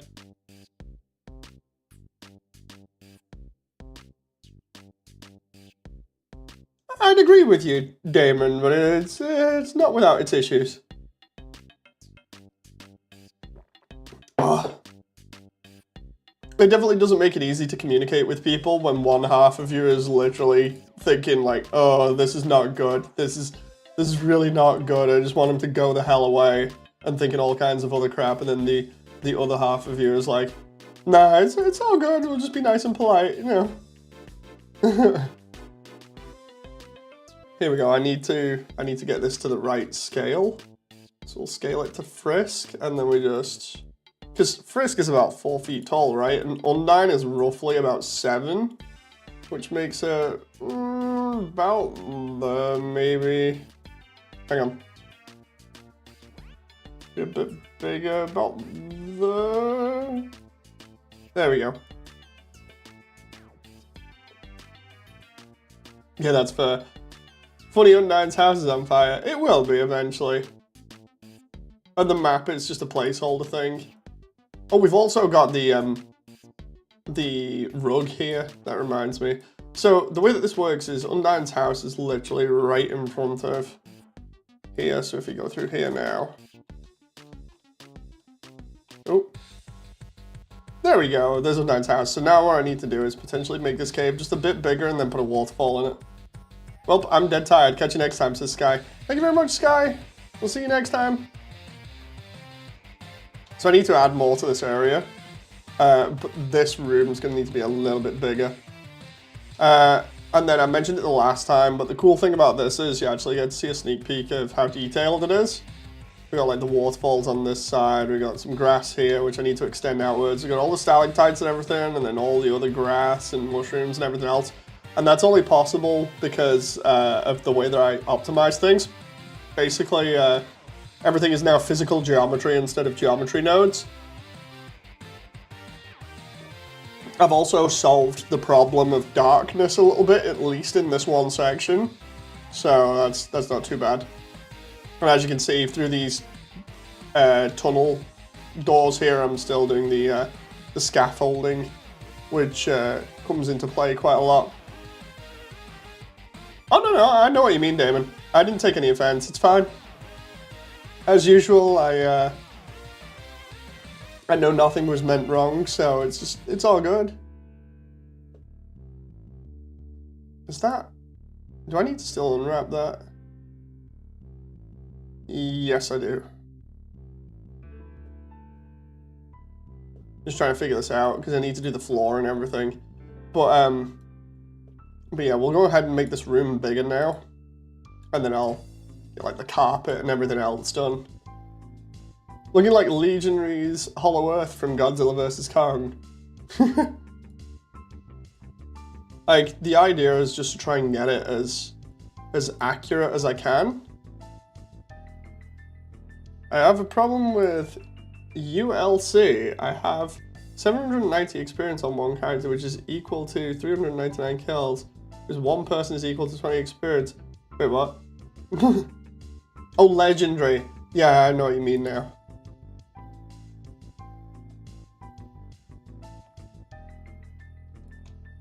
So the reason why we push Undyne's house back so much primarily is just to have the room feel a little bit bigger, and then we'll just drag this up a bit more. And that sounds like Mo's theme. Hang on. 143 on the OST. Let's have a look. 143, 143. No, it isn't. Okay. Interesting. Hey Doge. Did you see me like before when I was pointing everybody in your direction and being like, yeah, you gotta come in and check them out on stream? Everybody else in chat, Doge is the or one of the people that run the Minecraft team that I was explaining about before. So yeah. I'm just here. That's fine then, you know. So I guess I should show you this bit of Waterfall then. But I won't show it off with textures because it's in my next update. So, with your help, I managed to get the marsh done, but a slightly different way. Because it's all in 3D, of course.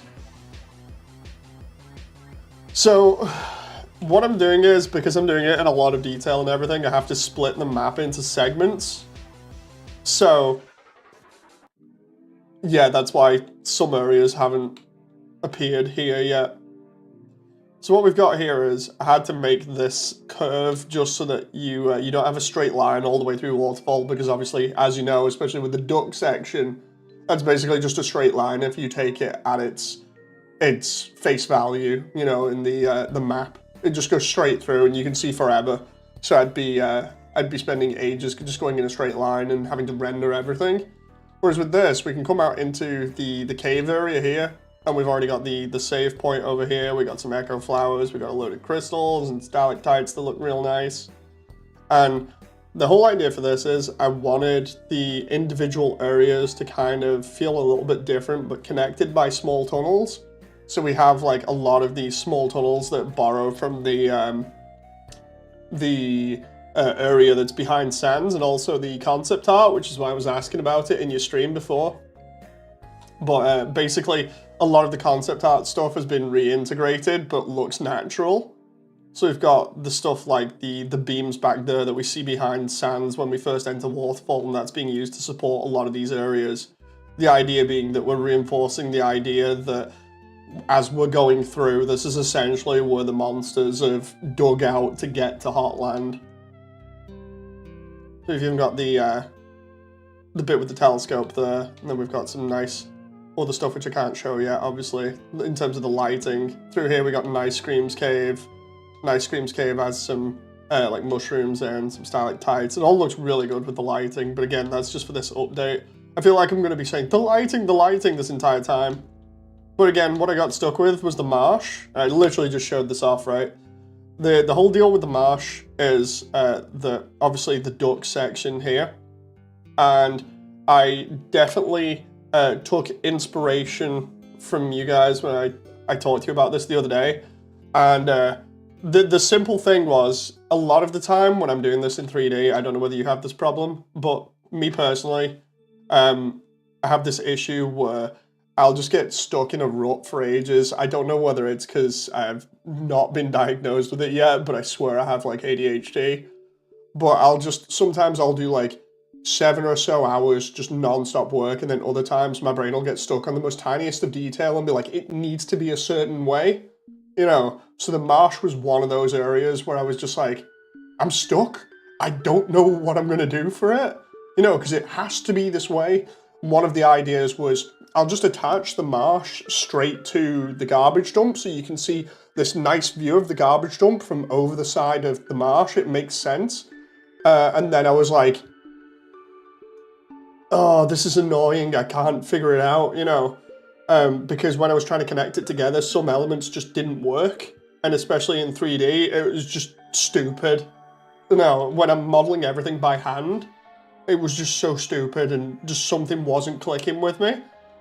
And then obviously when I first talked to you, the simple answer I got from all of this and from the conversation was, dude, just move the door from the marsh that goes to Onion Sand just to the other side of the room, because then at least you've got a reason to go over there.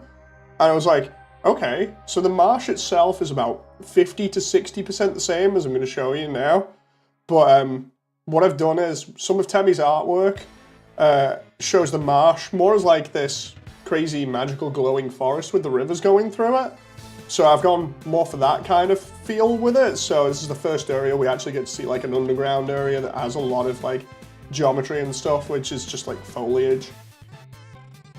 That's the same, that's why we haven't finished some rooms in the ruins and New Home. Okay, so yeah, that's fair. While you're here as well, I'll show off the other areas in a bit, actually rendered with lighting, so I can show you what I was on about, which was like the layout for New Home, specifically Asgore's Castle, and a couple of other things, because I figure you might as well see the updated stuff rather than the trailer that I showed you the other day. But anyway, the marsh here, we've got these two waterfalls over here that explain why there's water in here, other than just stalactites dripping water down. We've got some pebbles that are scattered on this platform a little bit.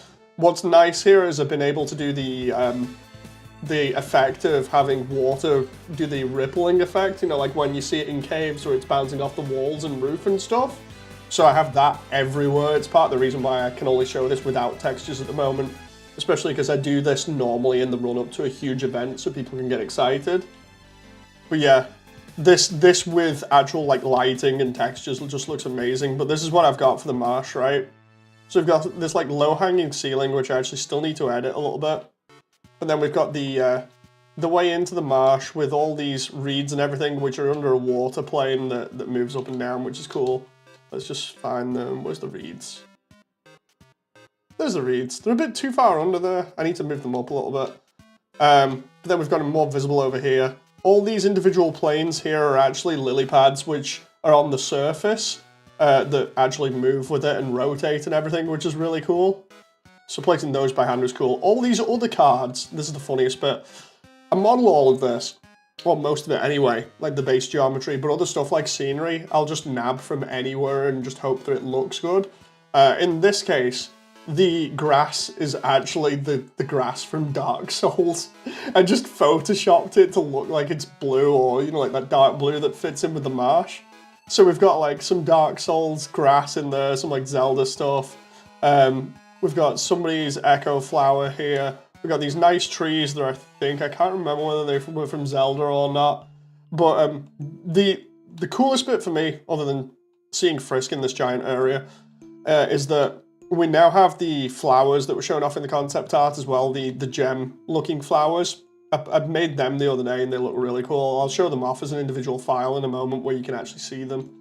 But we've got those scattered throughout the place that give it kind of like a pinky purpley glow to certain areas, which goes in with the cyan as well. Really nice. You get a lot of cyan and pink throughout Waterfall, I've noticed. And then we've got a lot more like different lights and effects going on here, but lots more like lily pads and everything, lots more grass. Lots more stalactites and stalagmites. Then over here we've got the bit with the long grass and the mushrooms. And then where it deviates is over here. You can see I've kind of just knocked that side off where we would normally go up there, because it didn't make sense. So it's just like, nah, I won't bother with that. So instead we go this way, and this is where we go up towards Onion Sam. But this is the bit that I've not done, because obviously we're going to split that into its own other sequence. What I'm doing is, when I load up another section of the map, that's its own scene, and thus it can run at better frame rate, and I don't have to be loading in everything else or whatever, so it makes it a little bit easier to manage. So when we pass through that door though, we'll be cutting through to the Onion Sam bit, which will go up here and above the marsh. And then, going through here, this is what I was working on just before you came in, which was Undyne's house, which I've made literally just last night. And put all the textures on it and everything that looks good, and I'm going to put like maybe a waterfall in the background so I can get more of those watery glows and everything else going on in here, and then we'll get some reeds and some other stuff and make it look cool. I want to be Frisk now, says Alfonso. Another cool thing that I can actually put in here really quickly is if I do this and go, where is it? Plane. We can actually make the doormat really quick, and I can show you the doormat texture. The doormat texture is actually really nice. Let's just go to here and do Undyne doormat. Actually, no, we'll do the dummy. Actually, no. Let's just do Undyne doormat. Right. And the idea here is we're just going to make a doormat real quick. Let's do that one. So what I've done here is I've already textured and made this look pretty realistic. It's got like its own texture on that makes everything look as though it's an actual proper doormat there. All I did was just whip this up in Photoshop real quick. Hello to everybody that's coming in now. So yeah, I just whipped that up in Photoshop real quick, just went over it with the texture. And then what we can do, let's go shading, make sure I'm not inside the marsh there for that, because I don't want to spoil up anything there. And then I just need to find, where is it, home, there we go. No, we haven't got the new trailer yet, guys. I know you're all hyped for it. That's gonna be haunting me forever now.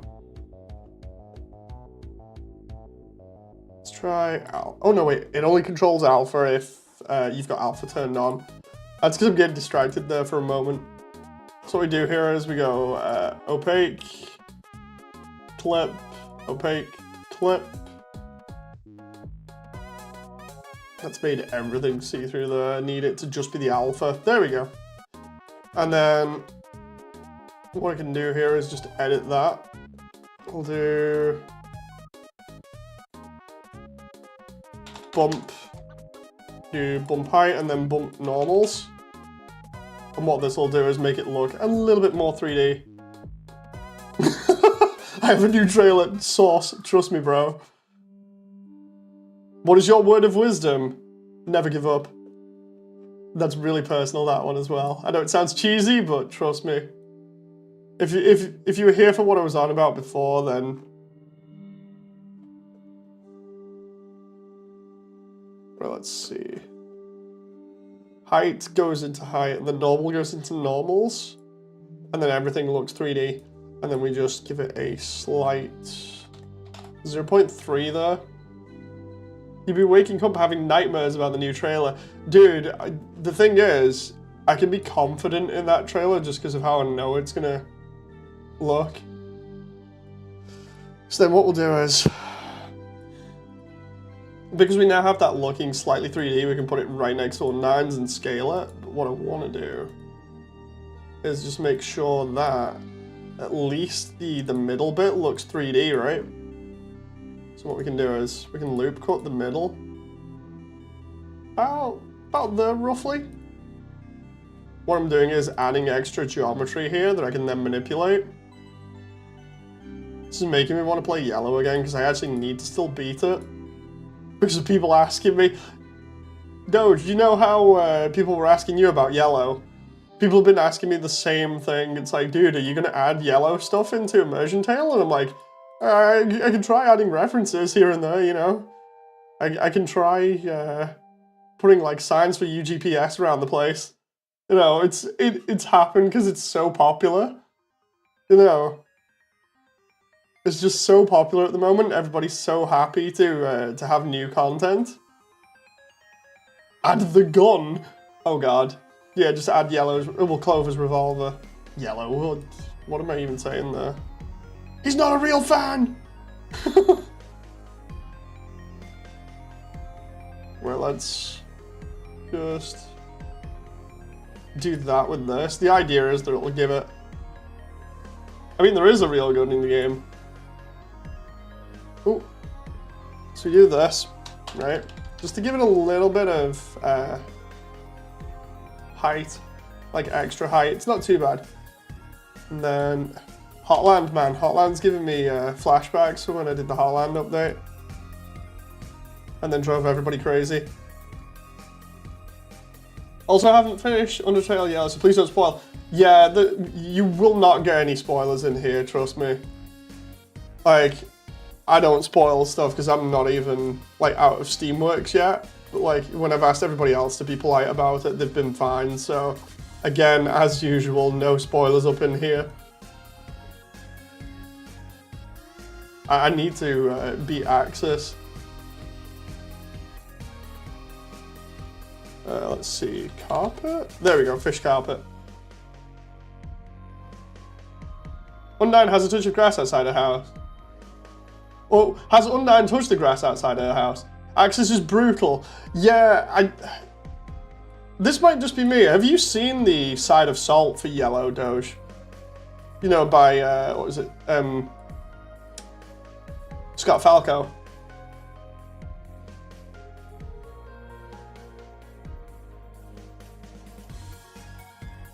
Because I find that is actually really relevant. I don't think so.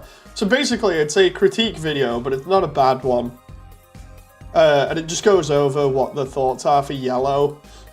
And I can't help but agree with a simple thing, which is most of the fights feel like ridiculously cheap in certain instances. That might just be me, but like, I just feel like some of the fights throw stuff at you that you don't even know about until you get to a certain point in the fight, and then you have to die before you can react to them again. You know. That might just be me though. Maybe I just need to get better. Maybe it's a skill issue.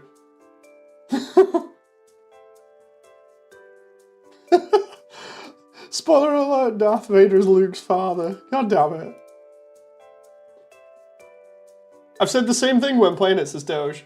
They're cool, but yeah, it's like you'll just be playing and you're like, okay, I'm getting used to these mechanics, and then all of a sudden they'll throw, like, for instance, like with me trying to beat Axis, just Axis coming up with new gimmicks or stuff every so often just has me like, wait, what? You know, it's got me to the point where I'm actually really salty about the Axis fight, because it's just like, dude, what? Right, let's place this outside of Undyne's house, and then we'll actually scale it, because, actually, no, let's scale it to Frisk first. I know it should be to Undyne, but Undyne's only like, what, between 5 and 7 foot tall, I think? No, she's the same as Papyrus, and Papyrus is roughly about 5'6", I think. I can get away with just this, I believe, for the marsh, so I can fit this like this.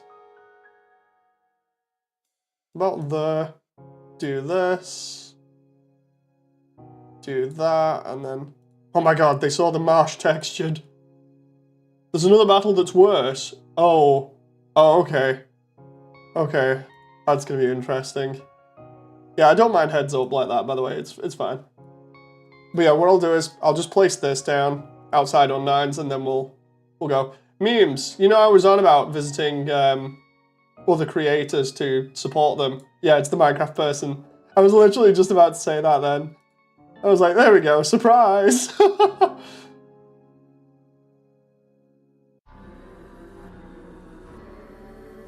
Dude, I'm gonna go back in this music. It's me, Mr. Minecraft. Okay, so let's go back here in the OST, just because I'm gonna be getting spoilers like mad here. Here's where it just like refuses to buffer now. Okay, so we can put that right outside on nines. Bottom there. That's all good to go. There's no lights in this area yet, so... Still good. Moody showed us the build. Yes, I did. I showed off a little bit of the stream, and then I showed off the Waterfall video, and I think it was a little bit of Undine's chase through the first part of Waterfall, and then I was like, yeah, go support. Go support, go subscribe, go look at this, it's awesome.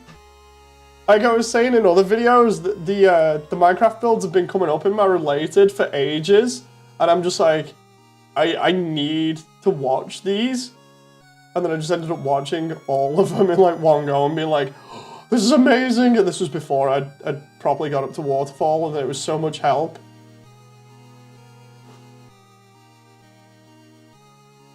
You never said to sub? I did, I said go support them. I was like, if you want to watch the stuff, go support them and go to the channels.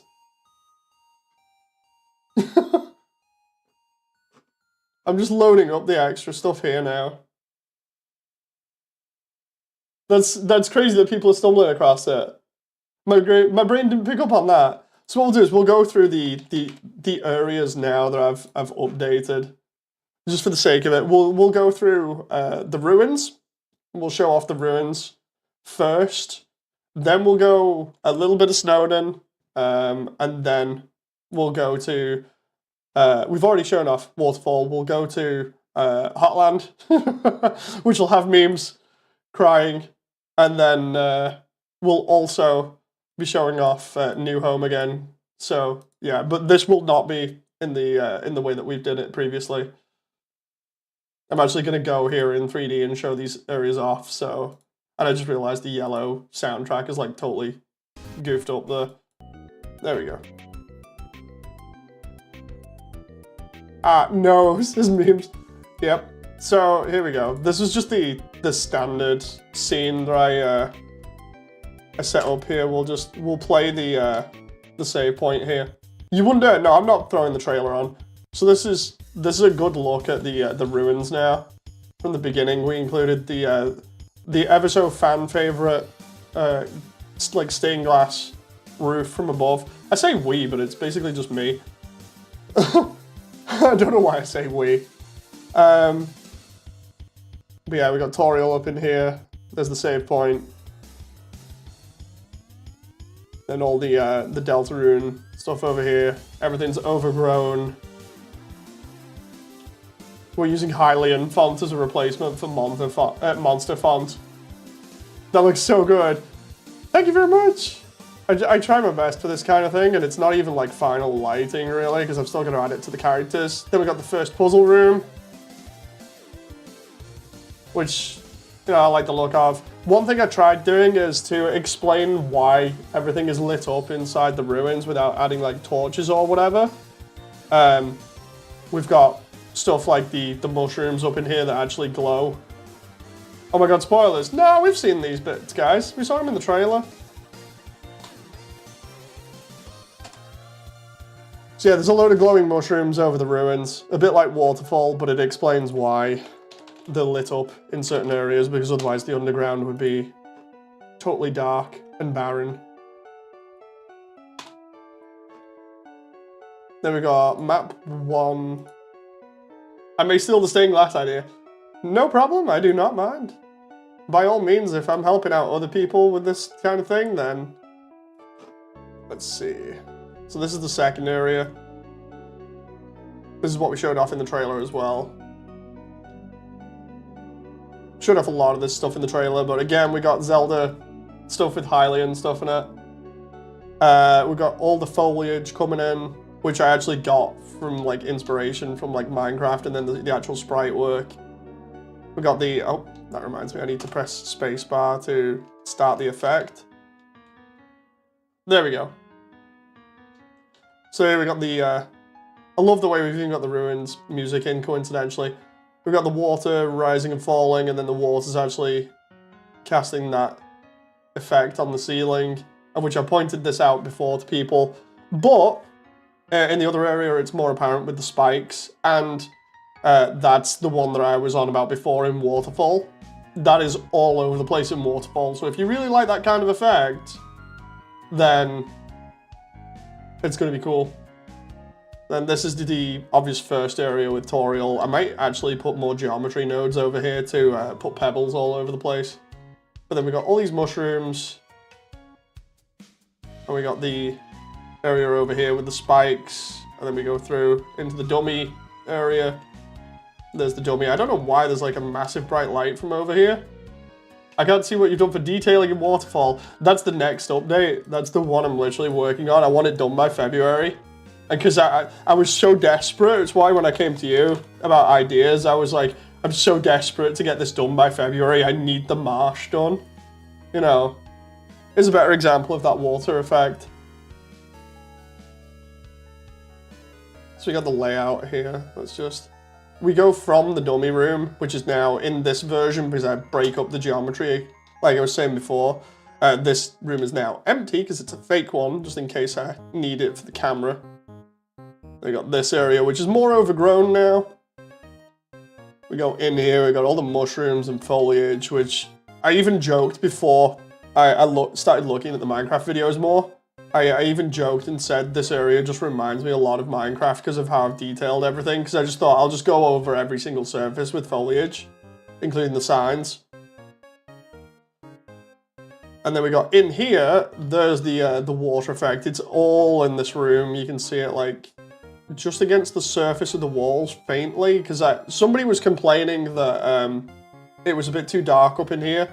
So I made it brighter, but as a result, you can't see the effect as well on certain surfaces, but it is reflecting off the wall and everything in here. It's better seeing it in this kind of an area where you can see it like underneath the water surface, and then it's bouncing up.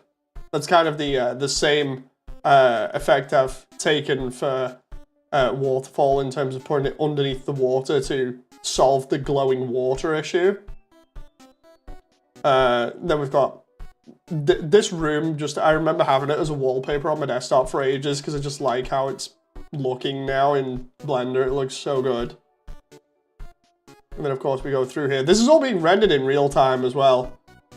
Maybe not a smooth frame rate at the moment because I need to fix that because I can actually optimize it now that I've optimized Waterfall the same way. And then we got all the characters in here as a little test for this, and this one doesn't have the save point in it, but it will do again eventually. But this is the version that I've been trying to light better, which is why all the characters look a little bit better. And there's the tiny spider. Those spiders, Muffet spiders, man, they're so cute. And then in here we've got a little bit lower lighting, which is why you can see the water effect bouncing off the walls and everything. We've got the water either side going through these like channels. And then we've got that is literally, I remember saying it, that's literally candy from Viva Pinata. I forgot that's the normal shape of that room. Yeah, I tried going as accurate as I could for most of the map, with only deviating little bits, you know. So yeah, that's all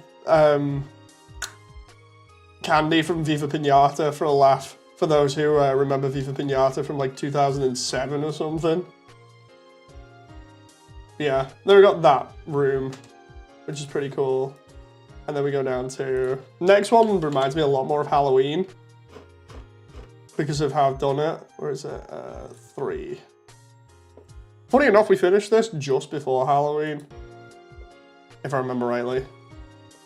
I can definitely prefer the... I love Viva Pinata. I still own a copy of it here because I've got like a massive games collection. So what we've got here, again, is the characters. They're only placeholder while I get a feel for the lighting. And again, I'm still in the process of editing bits of this lighting. Because what's happened is, since people started critiquing about the lighting, I made it a little bit brighter in here. But of course, it's too bright. You can see on Toriel's face there, like it's hitting the back and looking ridiculous. And then over here, it just looks crap. So I need to go back and fix that again. Maybe tone down it, but we've got all the stuff in here. I need to light up the cheese table a little bit better. But then we've got the 3D spider webs all over the place. The bit with Napster Bloke. Spider webs again, just all over the place. We have a special tool for literally just drawing spider webs on surfaces. And then the spider bake sale, to which I've even got the artwork for Hotland in the Ruins over here, and then just put that as an actual official poster that's like peeling off the back there. And then I've hung the donuts up here in the webs because I honestly can't wait to have the spiders animated crawling all over those again. Because I did that for the first trailer, and then I was like, once I've made these in 3D, it's going to be so much better. But yeah, I definitely think I need to darken this again rather than lighten it, because lighting the place up is just really, really bad at the moment. And then, what we got? Oh, Toriel's.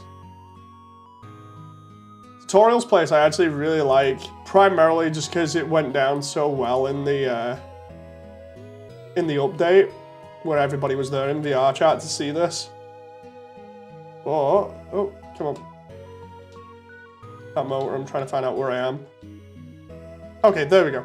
So we come in from this angle. This is how it was shot in the trailer. Oh, I love the way I'm upside down there for no reason. Where are we at? That moment where everything goes crazy. We come in here. Right? We got everything going on. This just reminded me of Halloween. The tree itself was from Klonoa 2 on the PS2, which was amusing. Then we come past all this stuff, and then we've got the save point. We got the Home Sweet Home sign up there. It's got a load of foliage over it, very similar to the rest of the ruins. But this is the brightest part of the ruins because it's indoors, because it's a safe place. We got Toriel. She's got a little bit of placeholder artwork there, which is Waterfall. There's a load of different books that are on her shelves that we ended up having a random generator for. And then all this stuff was really good, like crochet stuff, HD carpet, the sign on the kids' room there. And then we go in through here. We got the bed, a much nicer, so much like PT. Then we got the carpet, the kids' room, which is taken inspiration from Deltarune and the concept art. Picture of flowers, and the bed. And then I can't remember whether I lit up the other two. No, I didn't. There are actual rooms there for Toriel, and I think this one is the one that you don't go in, but it's at Asgore's one. We got the water sausages there, and then the mirror, which actually works. I've just got no characters in front of it at the moment. And then down here, we've obviously got the downstairs there. Some of the little things, including that one, which is really nice. I like the small embroidery stuff that's dotted around the place. I've not got the fire in there yet. That's another effect to put in later on. Then we had a few reference books in the bookshelf over here. And then a couple of other little nods to things, like for instance, we have Gardening Basics for Dummies for Asgore. And then a fan book that somebody made for Gaster. This is just like little things I put in. Oh, you've even got like Temmie's books and stuff, and then the actual official piano scoring and things. There we got some other stuff that was referenced from VR chat that looks strangely familiar. We got the chair, which I actually liked doing the chair. It was nice being able to do it and make it look a lot better than the previous version. And then inside the kitchen, so nice detailing all of this, especially because like the actual kitchen setup here, I ended up modeling and making it look a lot like the reference stuff, which was Animal Crossing at the time. Especially like up here as well, with like the pans and everything, and then the gloves. And then it was funny because before I had the kitchen done in the house here, I deliberately took the design for the vent and just used that. So that's my actual real kitchen vent, or at least it was, until we had the kitchen redone. And then we got the cooker, which looks pretty cool. And then we go downstairs. And again, we've got some mushrooms here to give some lighting to it. And then we come down. Everything's all spooky and dark. This is where Toriel's going to do a really big speech and look menacing. We're going to backlight her so she looks really good. And then we've got the doors that go to Snowdin. And then, show off a little bit of Snowdin. Snowdin's crazy because I made it look like a blizzard. Snowdin. What we'll do is we'll show off part 3, because I still need to actually make Snowdin look a little bit better. Not too bad though. I love the way this is going to have cursed papyrus in it. I've shown this off a couple of times, but the file keeps on loading incorrectly with me porting it from my old computer. So it has like this incredibly cursed version of papyrus. And what's even funnier is the simple fact of that it's literally come onto this music.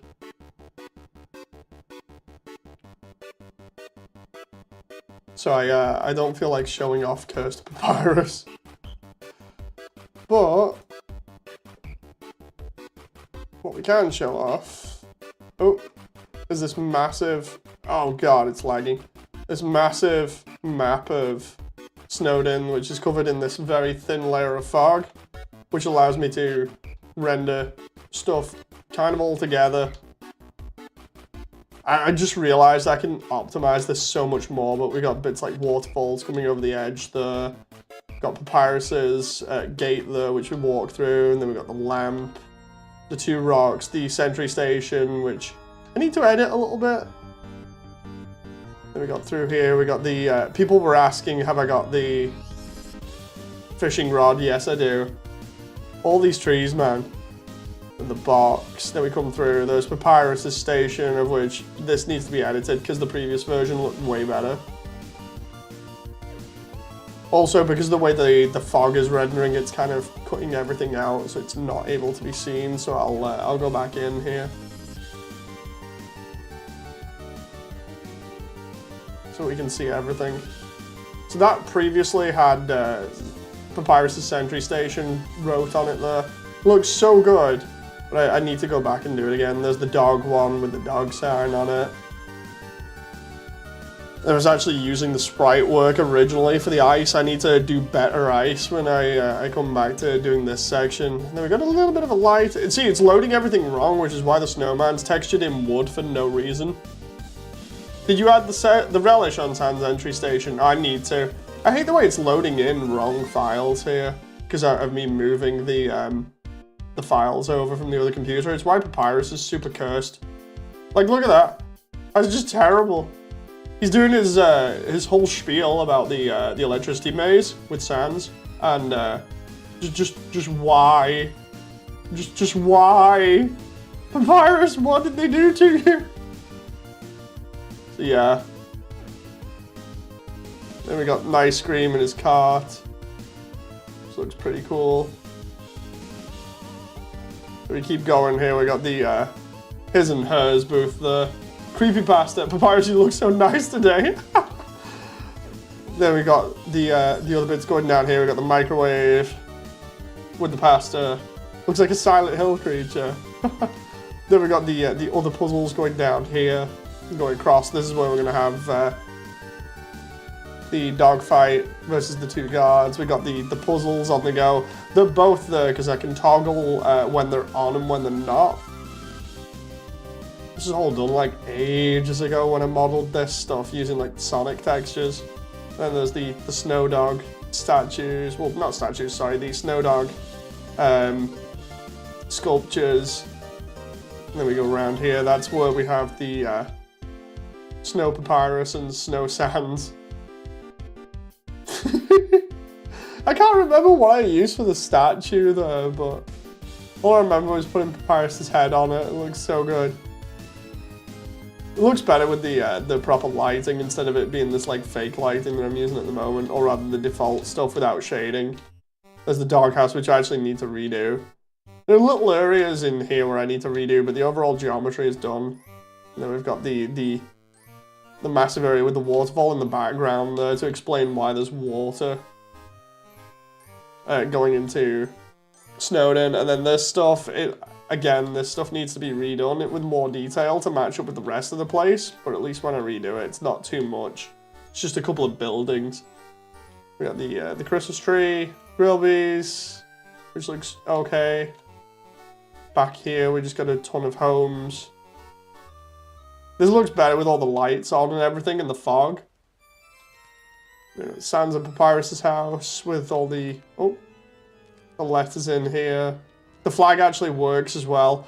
I've got wind blowing at that in scene, so if at some point you'll actually see that waving around in the wind. It looks really cool. And then we got the end here, which has the ice cave, which leads into Waterfall. And then, obviously, just showing off Waterfall a little bit. We go Hotland. I do the version that I actually need to back up, which is this version. Hotland, I'm still about 80 to 90% done with that. But at least this stuff will be like really small, because all it is like adding in the cave, the river person, adding like a bridge here and there and some scenery. It just needs to load up here at the moment.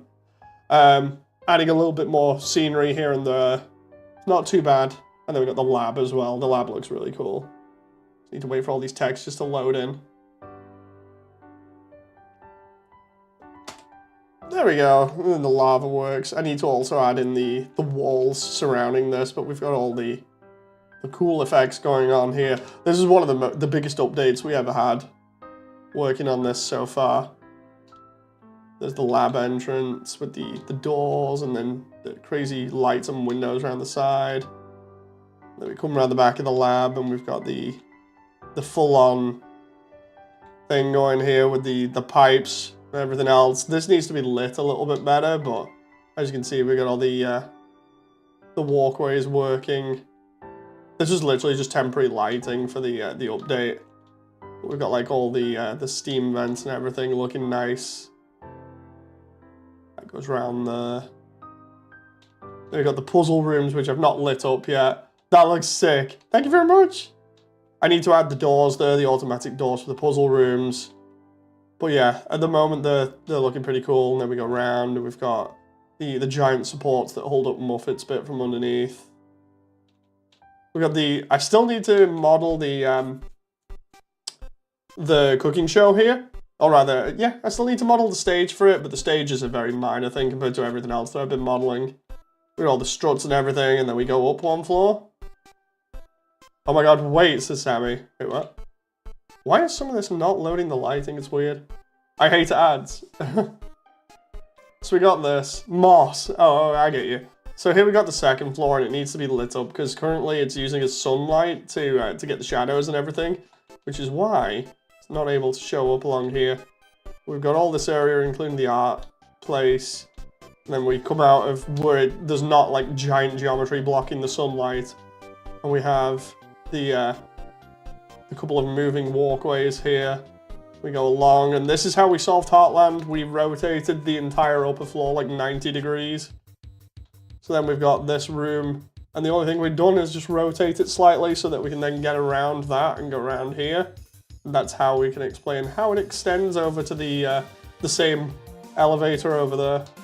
We go around here, past all these funnels and vents. We get to see everything that's down below. We're actually pretty high up now at this point. But the cool thing is we get to have shot over the edge like this, where we can see everything down below, and that just looks so cool. It gives you a sense of scale. And then we go up again. And of course, this is where we get to the high-tech bit, where we've got all the walkways, we got all the glowy lights and everything. That looks pretty cool. As we go around here, we've got the other rooms that I need to include lights in, but they have the shooting puzzles in. We got all the vents here. There are about 77 vents in Heartland. I should know I placed them all. We got the other room. The Kitty says hi. Oh, nice. But yeah, we got all this this work done here, including the. I don't know whether I actually added all of the pipe work materials, but basically the pipes all have like this coupling that that looks like they've been welded down and then has lights. That's a pretty cool detail. And then there's the core in the background, which has a bunch of jokes wrote on it. We go around here, we go to Muffet's bit, where we first have Muffet's area placed here, which again, it's small scenery. In here is going to be lit up a lot better, but that's going to be a giant area for having fun in. And then you can just about see where Muffet's got like the dinner table sort of like setup already going on there. That's what we came up for Muffet's area, is just inside of this giant cave because of how dark it is. And that's held up underneath. You can just about see the spider webs that I modeled there. And then we got R3 there, and then we're gonna have Metaton's section right there next to it. And then we've got the upper walkway to Metaton's place, which if I turn the lighting off for a moment, you can see what I was on about here. We got this area for Muffet with all those spider webs in there, which have actually been put on pretty nicely. Then we can do that properly in a bit. Then we go up to Metaton's bit. Metaton's bit's really cool because it has the statue and everything else on. I just need to put the doors on it properly. But everything else looks really nice. You just need to put Catty and Bratty around the side. And then we've got to do the bridge at the back here going into the core. The core itself, really nice. Took ages to figure this out and get it done. That's looking super cool. Oh, crap. And then I'm having memories now, this is revenge. and then we got, where is it? Go to Blender. New home. Let's see. There we go. Okay, so tried that one. I think that was the one that I used for... I hope it's the one that I used for the presentation. So here's the new home in all its glory.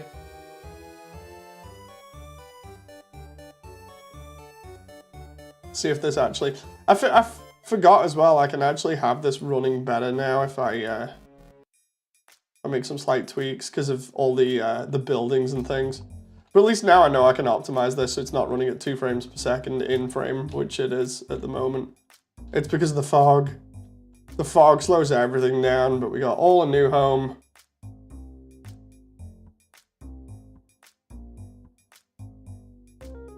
That moment where it's going to be so good once I've optimized this, but we got all the buildings here, which are different references from different games and things, but look exactly how what you'd expect them to look.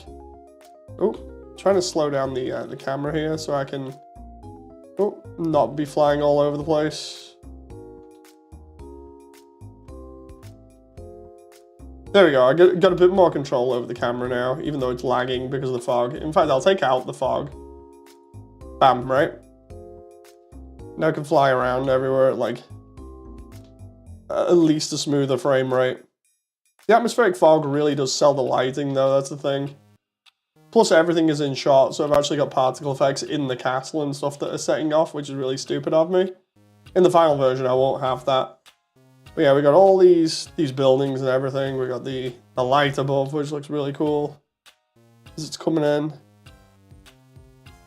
And then when we come over here, we've got the lift shaft, which looks really cool from down below. Then we come up past the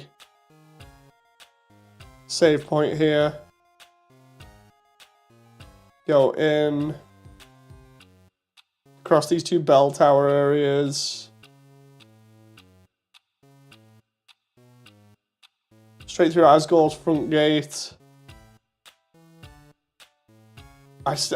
Dude, I still getting emotional at the sign there that I ended up writing. Damon says, "Gonna head to bed. Have a fantastic night." Thank you very much, Damon.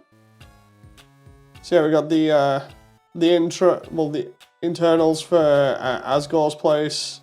It's mapped everything slightly wrong there because that's actually meant to be a family photo. But yeah, we got a load of like the flowers placed everywhere instead. I think the family photo's there. Yeah, it is. There's the family photo.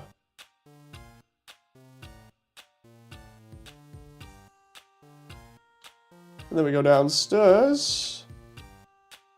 Through the basement. And then we end up right next to the Judgment Hall. This is the Judgment Hall exterior, which takes heavy inspiration from British churches and cathedrals. The reason why those lights are like that is because of the shining through the side to get the shadow effect. But it won't be like that when we approach it in the actual thing. We got the bridge out here, which explains why we have to take the long route round. So we take the long route, we come in through here. We got the Judgment Hall, there we go, with the nice lights there.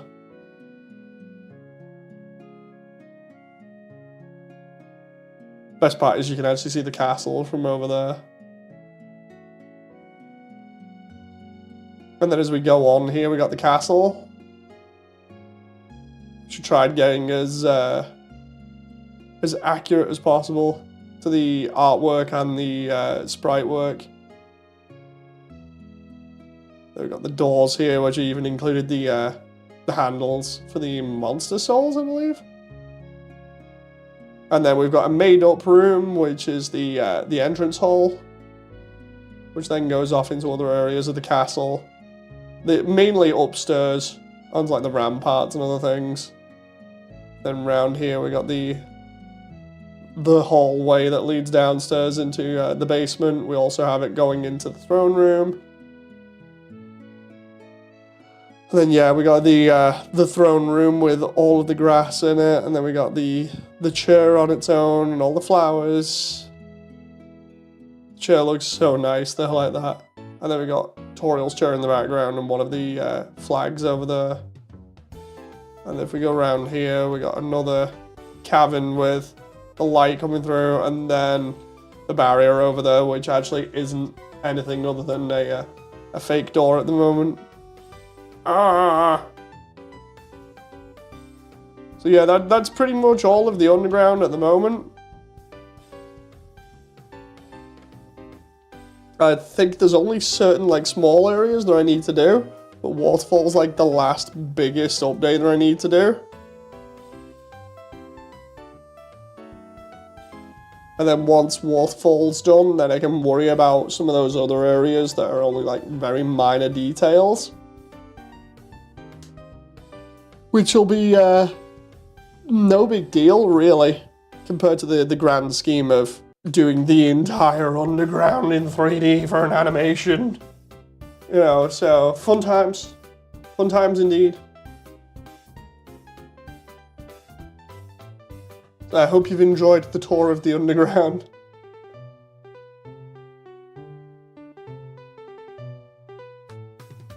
Freezus Verkin says you're gonna hate me. I mean, hate's a strong word, right?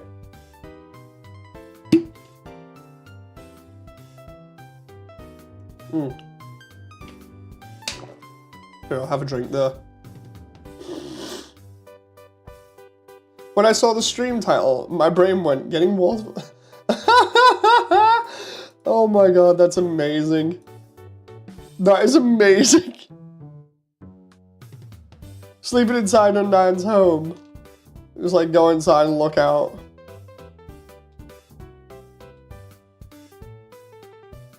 Just open up the doors or something and have it looking from that way out. But yeah, I can't wait to get the rest of this done.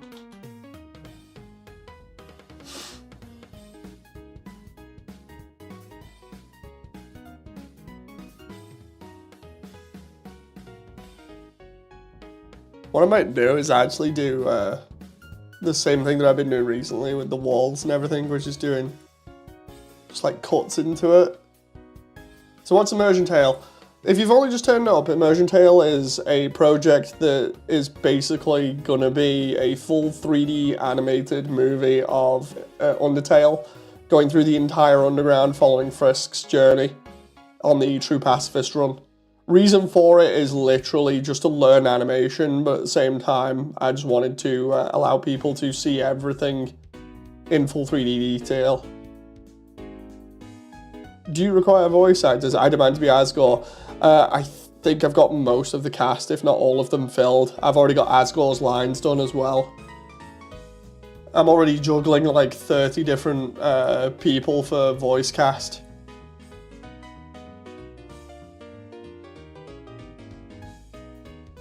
Heard. Who else do you need?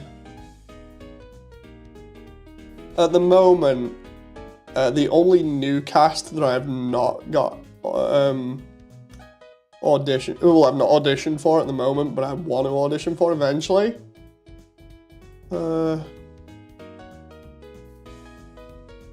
Eventually, it's not confirmed properly yet because of stuff that's going on, but I need Fish Receptionist, Catty Bratty, Gerson, Lauren, Whimsalot, and Night Night. I'm getting DMs here. Oh god, what? Looking at those DMs now, they're weird.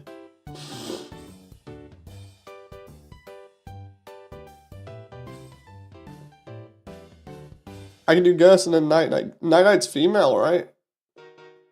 I swear Night Night was female. I have to have a look. It's just because I want to get everything right. I just realized I can do that with fake walls there. That's true. No, I'm not judging. I'm not judging. I was just trying to remember.